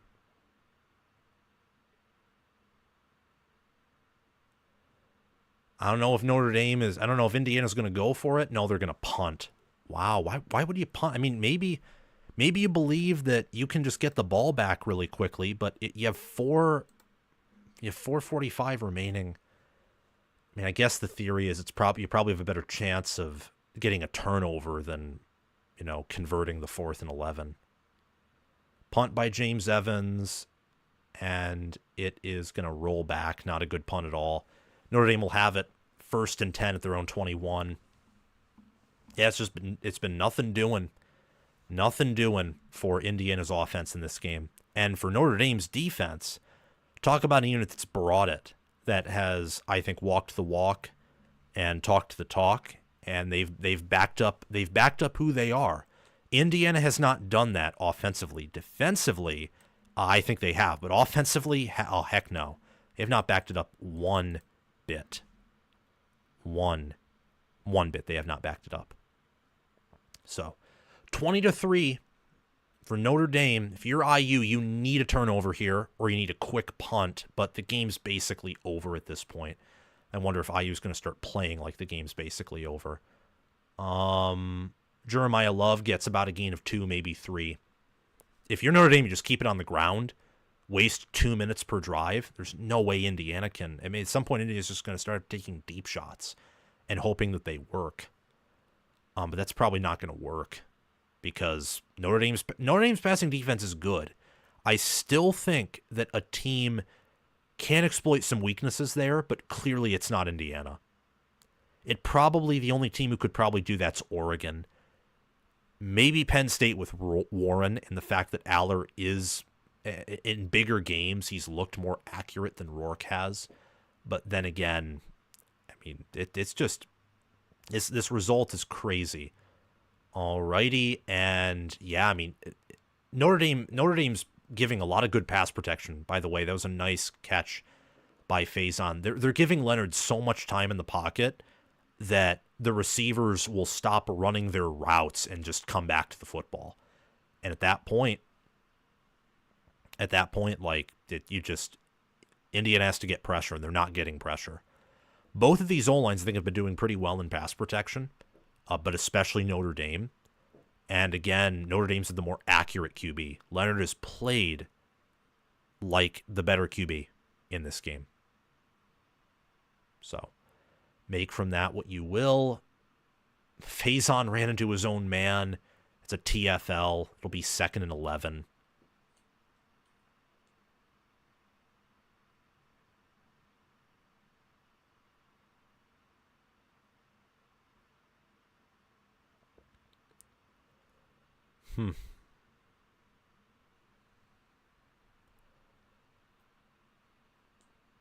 Clock keeps ticking. And what a job by Mike Denbrock. Their offensive success rate is close to the top 25. Their scoring offense is almost 40 points per game, which is just insanely good. And they do well. Okay, that was a long run of about 5, 6. It'll be 3rd and 5, maybe 3rd and 6 for Notre Dame. At this point, it's probably going to be another short pass. My guess would be a completion, but then again, could be wrong.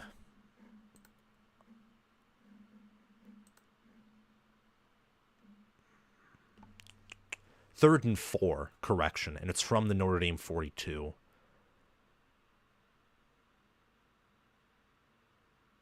They motion Mitchell Evans out to the right side of the field.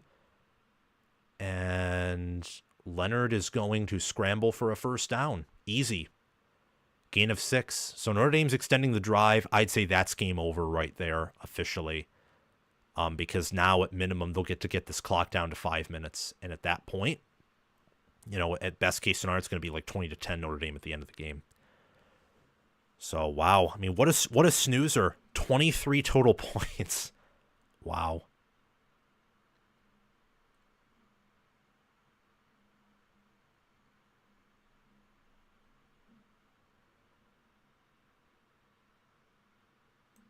Yeah. Wow. I mean, the lesson in Indiana this year is if you can build a roster of good G5 players and beat anyone, but once you play teams with a lot of blue chip talent, I guess it's just like over.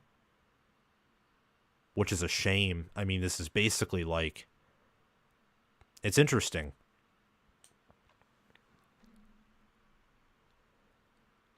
Yeah.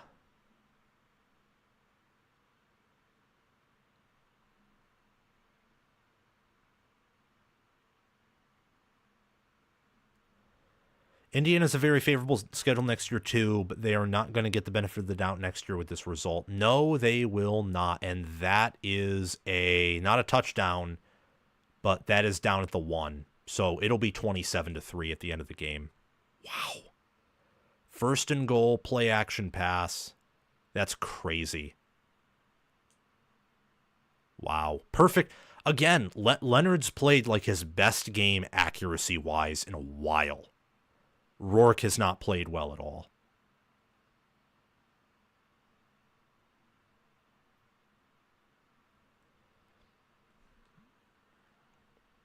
And this will be an easy run for a touchdown.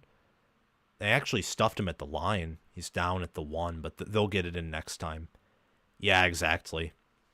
And I probably should be doing play-by-play at this point. So my apologies for that, but 20-3, this game hasn't been close ever since, like, third quarter.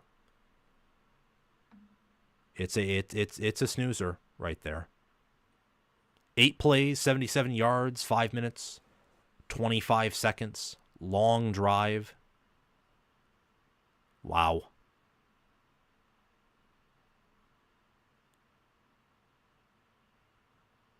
They gonna QB sneak? They should. It's going to be a delay of game, I think. Or maybe Notre Dame called the timeout.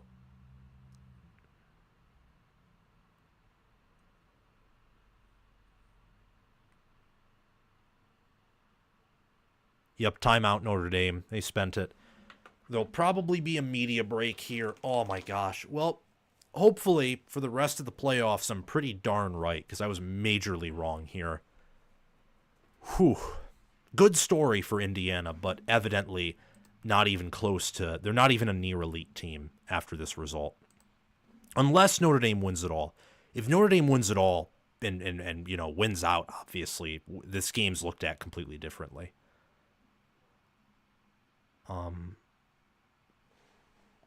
Yep. Timeout, which means commercial. Which means pizza for me.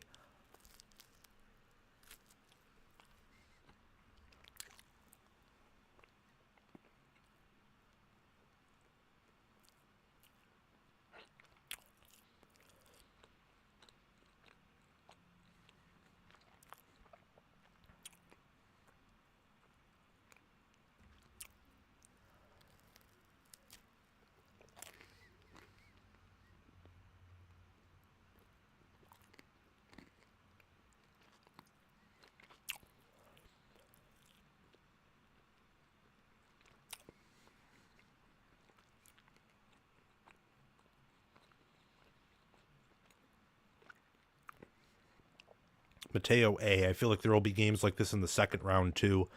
Oh, there will be.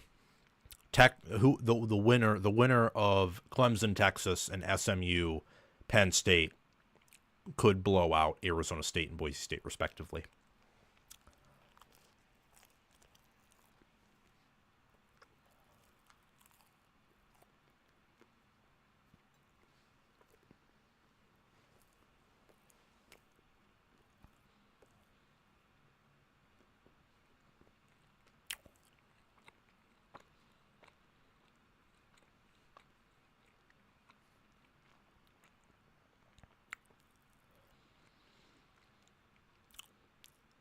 DeMoney 5675. How confident are you in the OSU game tomorrow night? Well, not that means much because I was pretty confident here that Indiana would win, but I'm even more confident that Ohio State will beat Tennessee. I'm pretty certain of that result. That's the more logical pick too. I picked Indiana to upset Notre Dame. It was my upset pick. Just didn't go through. Ohio State's more talented than Tennessee. They're deeper than Tennessee. And Tennessee has better trench play overall, but it's not by a massive margin. And I don't think Tennessee's... I personally don't think Tennessee is as good as some advertise them to be. Just watching them in SEC play and other things as well.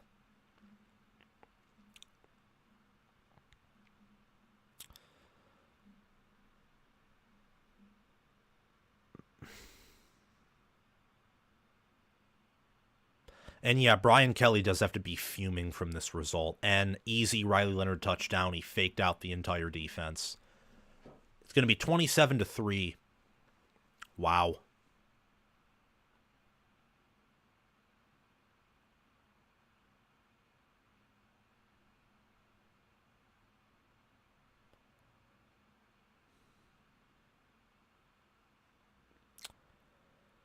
Yeah, no, holding IU to 3 points is crazy.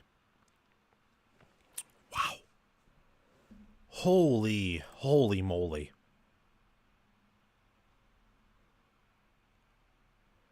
15th rushing touchdown this season. Single season school record by a QB. So he's broken that record for Notre Dame. Good for him. Man, Notre Dame's just kicking Indiana's butt. Still think the OSU game was worse, but this is pretty close. And that also may just fit Notre Dame more stylistically, to where even if they're better than OSU, they're not gonna blow you out in the same fashion that OSU will, because they're not as talented or athletic. But wow.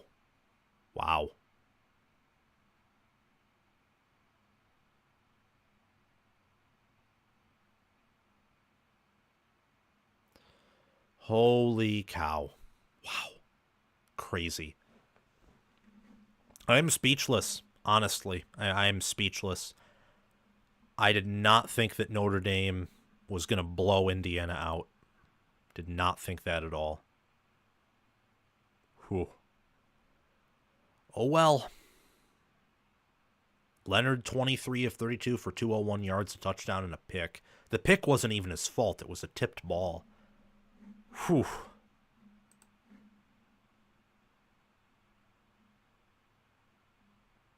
What do you think of the chances Ohio State beats Oregon in the Rose Bowl if they make it? I'd probably give it a 1 out of 4 chance. 25, maybe 33% chance. Wouldn't give it a ton. FPI would still favor Ohio State over Oregon, by the way. But I think that Oregon is being very undervalued by most power ratings.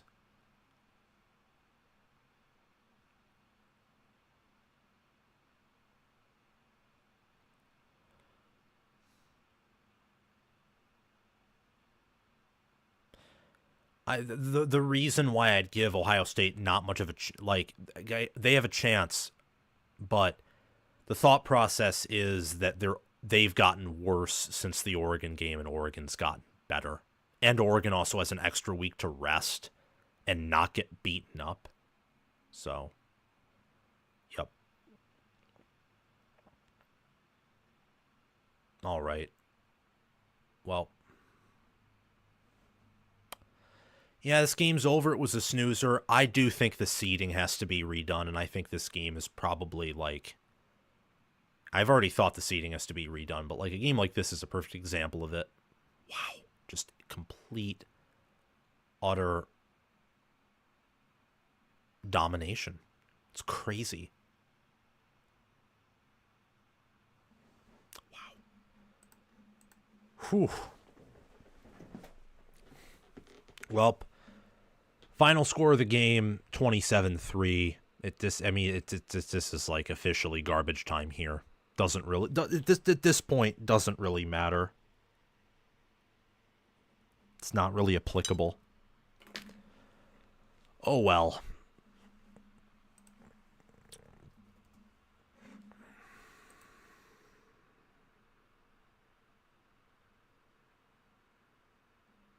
Oh, there's a foul.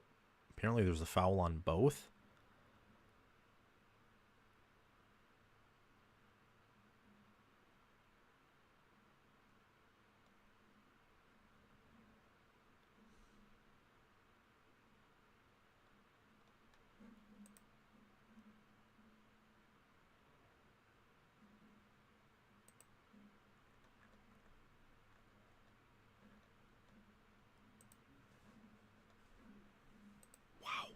Just crazy.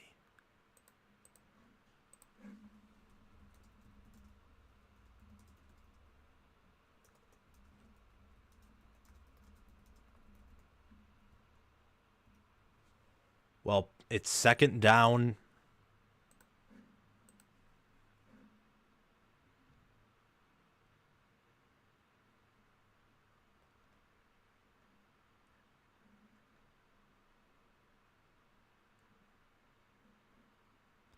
Notre Dame, no matter what's, going to finish the game with at least a 10-minute possession advantage, which is insane to think about.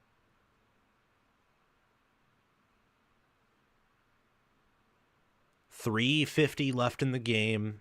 Thankfully, if you're, Indiana, you're not calling any timeouts to try and win or anything. You're just trying to get down the field. Hasn't been a good game for Rourke at all.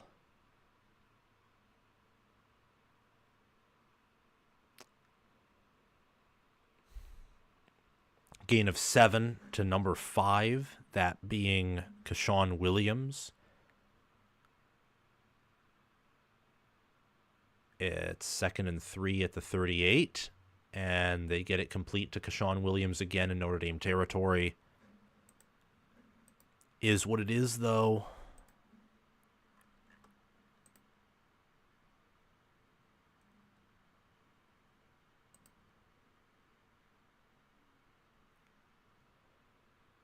And deep ball, incomplete.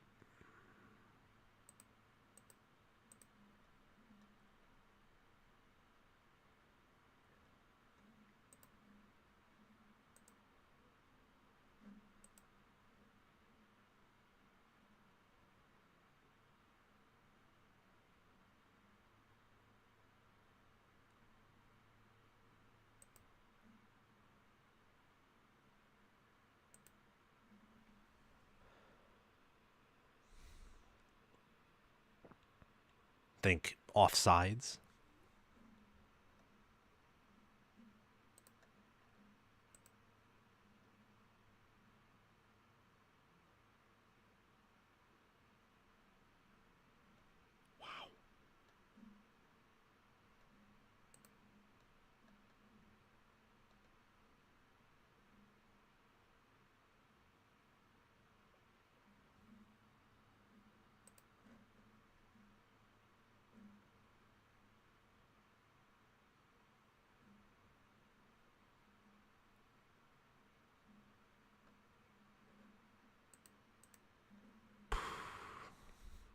Oh, I was just reading some comments in the meantime. I know that viewers are trailing off, but like, what's there to talk about? I mean, this is just, it's just, it's a splattering. Like, just like how Josh Pate just said on Twitter, it's a splattering. Gonna get down to the 2-minute warning. We'll take some commercial breaks, and then we'll be gone after that. Thank you guys so much, by the way, for the super chats, for tuning in here. Wish it could have been a better game, but you know, credit to Notre Dame. Notre Dame is like, I mean, just look at that one play where they got to the outside.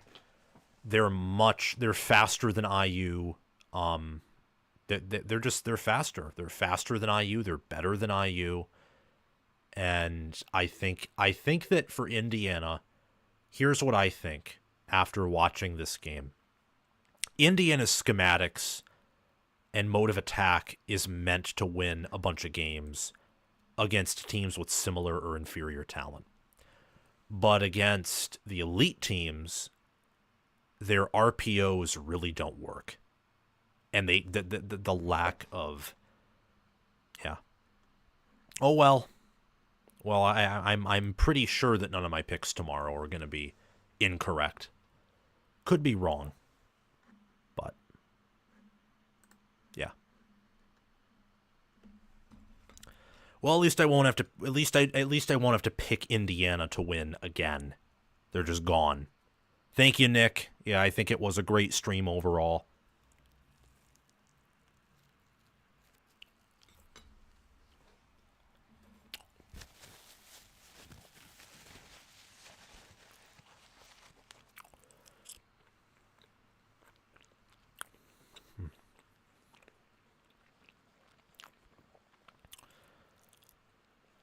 So, Safira Faga Ibelema, Sam, have you seen how much it is snowing in Happy Valley? I have not. I imagine it's snowing a ton, though. I imagine it's snowing, like, a lot.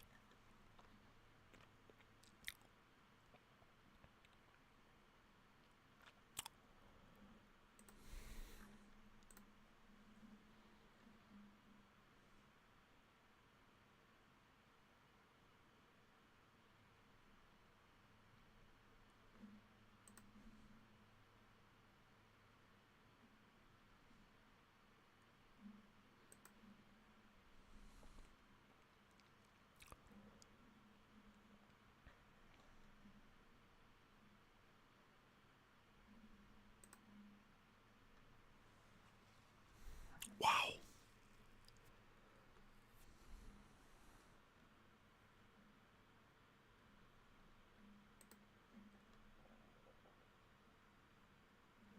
All right. Insert some commercials and then we'll be done.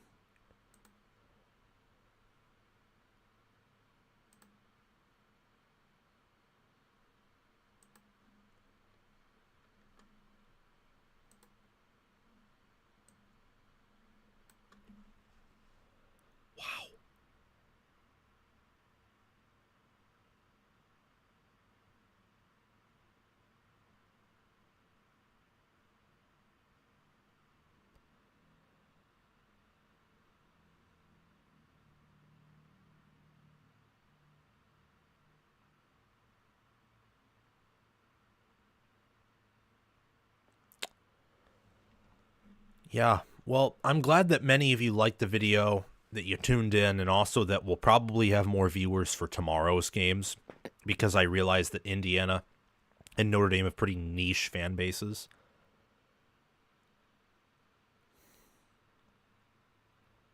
So, I think that, yeah, tomorrow should be a good day.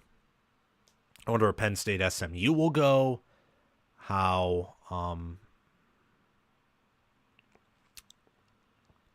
Texas and Clemson will go, and also Ohio State, Tennessee.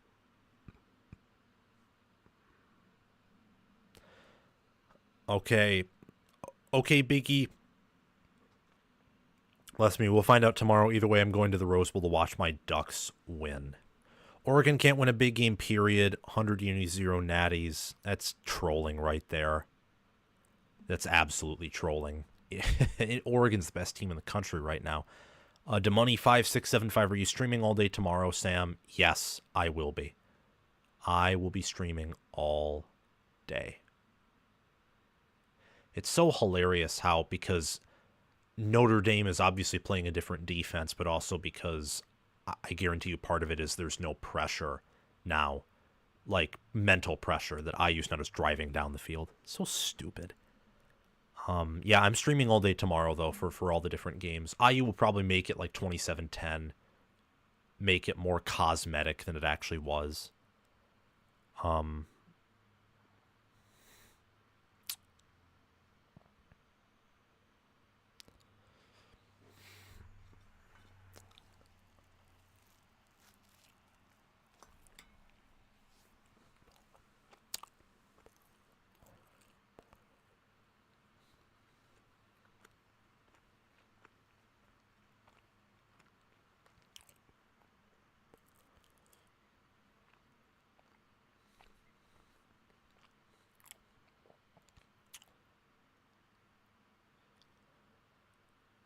And touchdown, Indiana.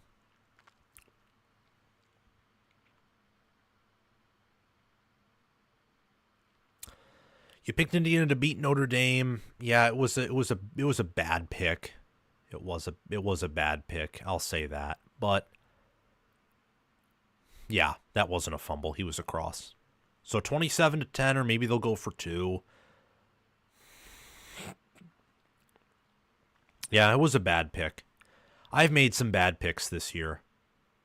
I have.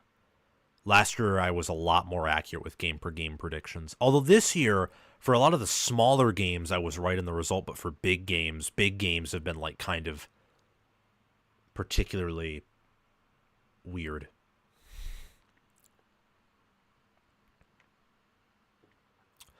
I'm 0 of 1 in the CFP first-round games. I expect after tomorrow to be 3-1. I don't think there will be upsets tomorrow.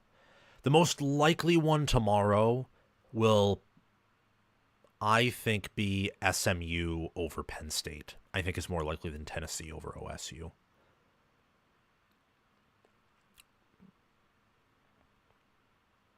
Mainly because of Franklin, because of James Franklin. Well, they're going to go for 2. Let's see if they get it. They got it. That's hilarious. So 27-11. It's a 27. Yeah, 27-11 will be the final score. Garbage time. It was really 27-3 was the final score in this game.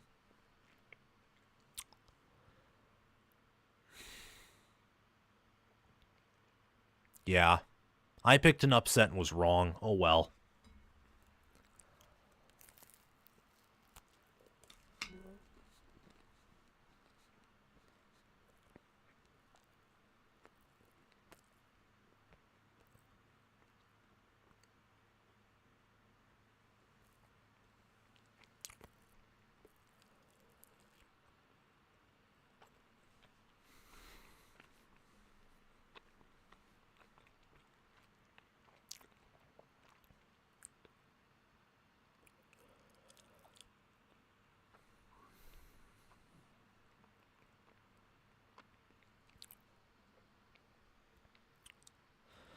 Tyler Brown, do you think ND beats Georgia?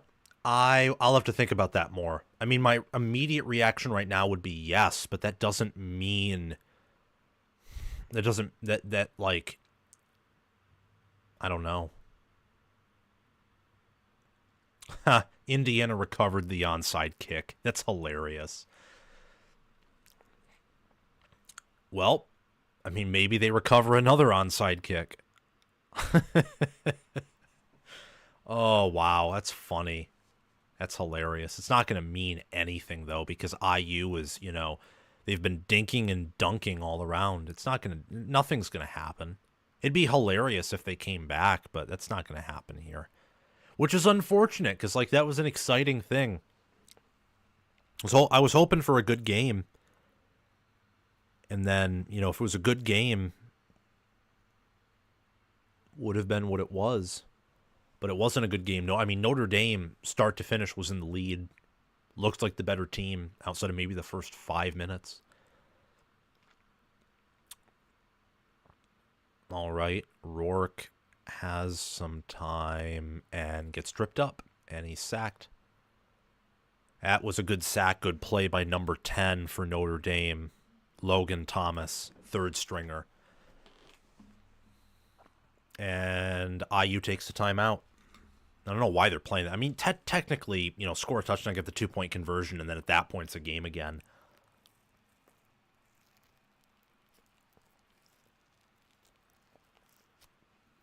Well,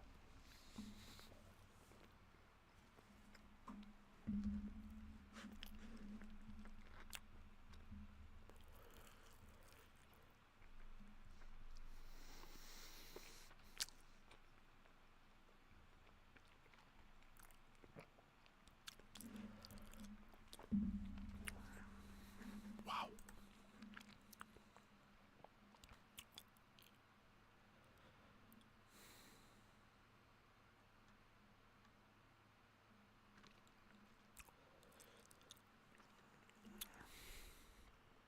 Yeah, I mean, I just...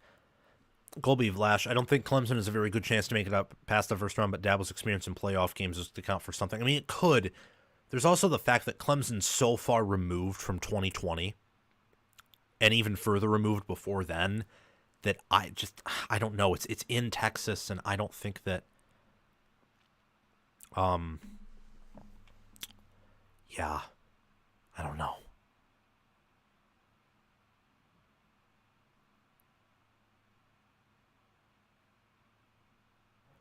And that is a gain of 7. 3rd and 5. Going for gold, 85. Thank you for the $10 super chat. I think you've struggled in big games this year because you've leaned too heavily on computer algorithms. Yeah, there's probably some truth to that. Probably some truth to that. Yeah. Which sucks. But ultimately it is what it is. I think we'll rebound. I think tomorrow we'll do pretty well. Thank you for the $10 super chat. I appreciate it. I really appreciate it. So thank you for that. And also for the advice. I do kind of agree with that.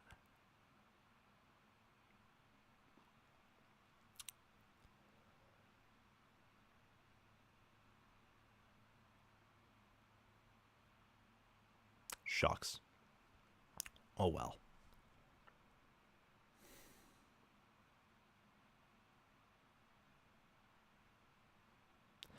Oh, no. I'm not too into FPI. FPI picked Notre Dame to cover.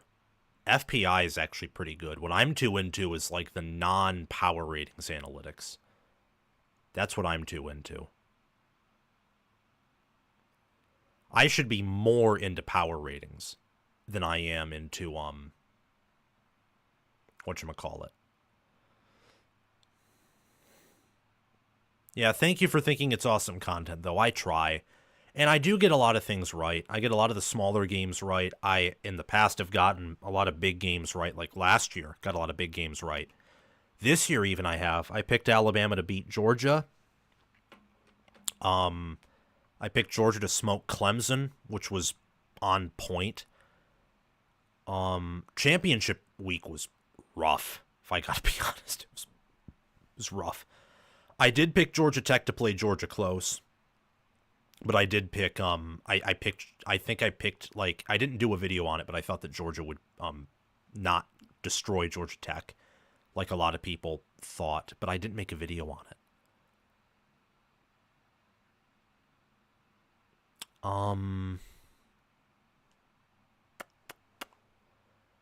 it. It's funny, though. My model picked Notre Dame to win. Didn't pick them to cover, picked IU to cover, but it picked Notre Dame to win. So... that's cool. Yeah, I picked Nebraska to beat Buffalo. I picked Indiana to beat Nebraska by double digits, too. As for Michigan, I haven't picked a Michigan game. Well, I've picked Michigan games correct, like, later in the year, more so, outside of the OSU game. But no one saw Ohio State coming. And anyone who claims to is lying.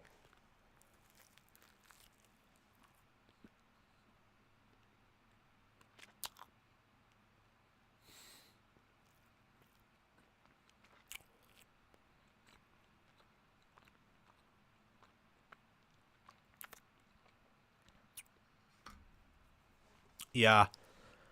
Well, there's also the fact that this year's been chaotic. I don't think a lot of people have been correct on stuff this year. I know that what's his face? For college football nerds, Daniel picked Indiana to outright win. They're really good though. I love the work they do. That also gave me some confidence that IU was going to win. The fact that their model, which picked OSU to blow out IU, picked IU to beat Notre Dame. Yeah. So tomorrow should be much better than today.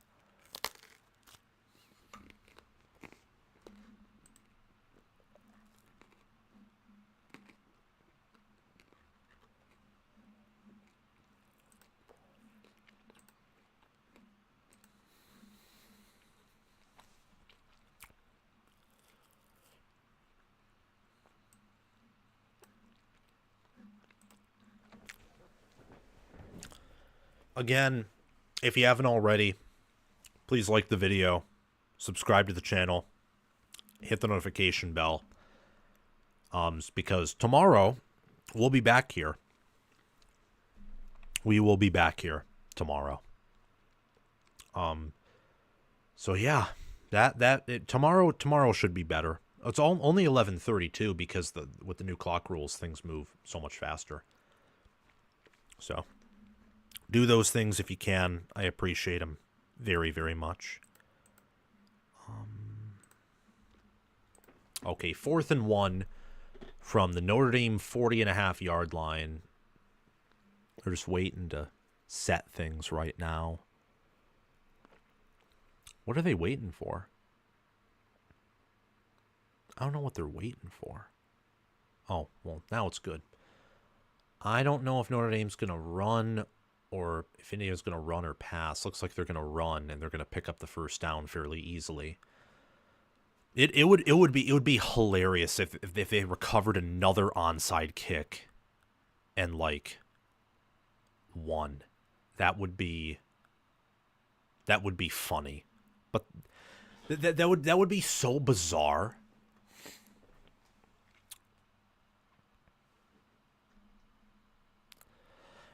Actually, you know what? Going for gold, it's a good idea. I'm right. That's a genuinely good idea. And I'll add it for deep dives. Deep dives, not just for big games, because you know that's useful for any game. Rourke is going to take off and he's going to run. I think it'd be so funny if they came back here. That would be, and if Indiana did, which they won't, but if they did, I would not take any credit for picking Indiana. They wouldn't even count. It'd just be an epic choke job. I would call whoever picked Notre Dame to be far more correct than me if IU somehow came back and won.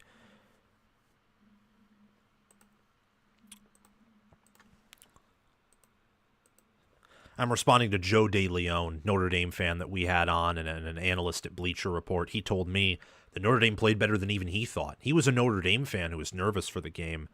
I mean, Notre Dame just came out and played really good. I mean, what a job by Al Golden, and touchdown IU.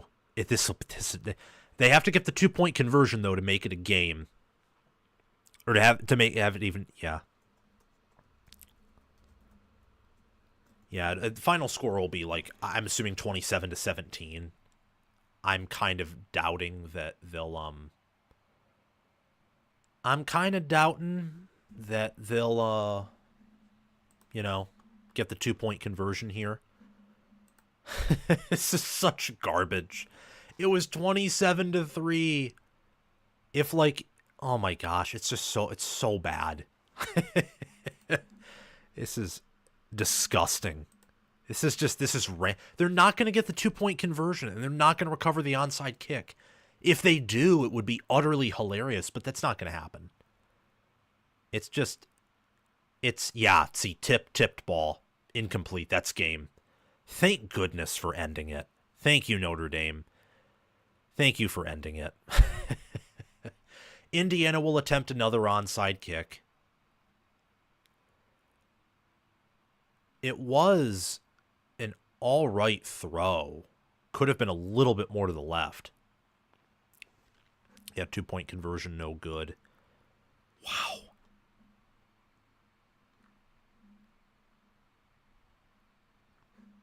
Well, 27-17 is your final score. It would be a kick in the butt to those who picked Notre Dame to cover if they recovered another onside kick and got a field goal or a TD.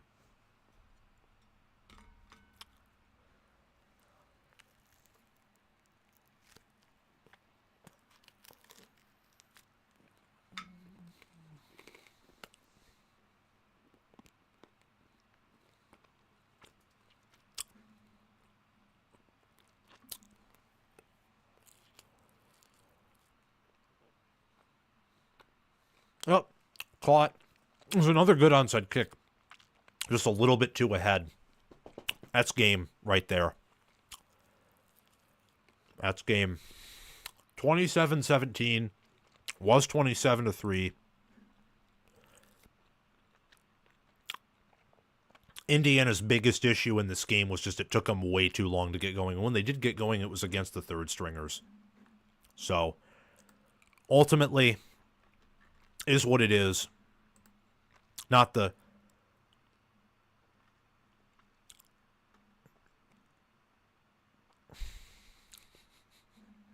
Yeah. Hopefully Riley Mills is okay. I'll be praying for him to be healthy. I hate seeing injuries. And he's a really good player, too. Like, if he's out for the year, that hurts their chances at winning it all. But 27-17, thank you guys so much for tuning in. I was just making fun of people who picked the over, and Indiana almost made it happen. That's hilarious. That is hilarious. Well, Marcus Freeman and Kurt Signetti had some, looks like they had some, like, friendly words for each other. So that's good. Yep, 27-17. FPI basically picked this game dead on by scoring, even though it was a lot more dominant than the score indicated. A reaction to this game will be streamed Sunday at noon Eastern Time. Pay attention to that, noon Eastern Time.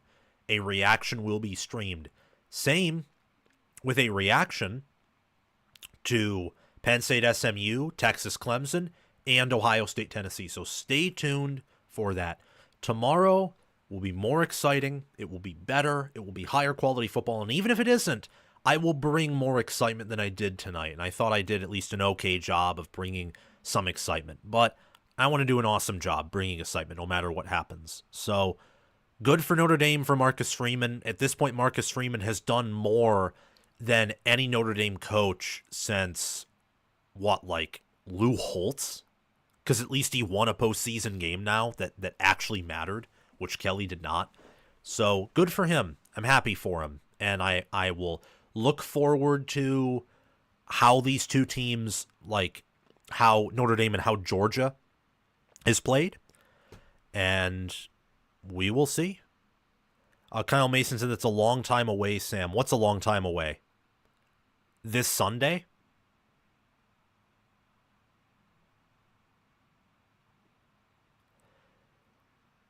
It's not a long time, actually. It's earlier than, like, most live shows go in reaction to games. I might go live, like, tomorrow at midnight, but I don't want to bet on that because I'll be exhausted. So I probably won't be doing that.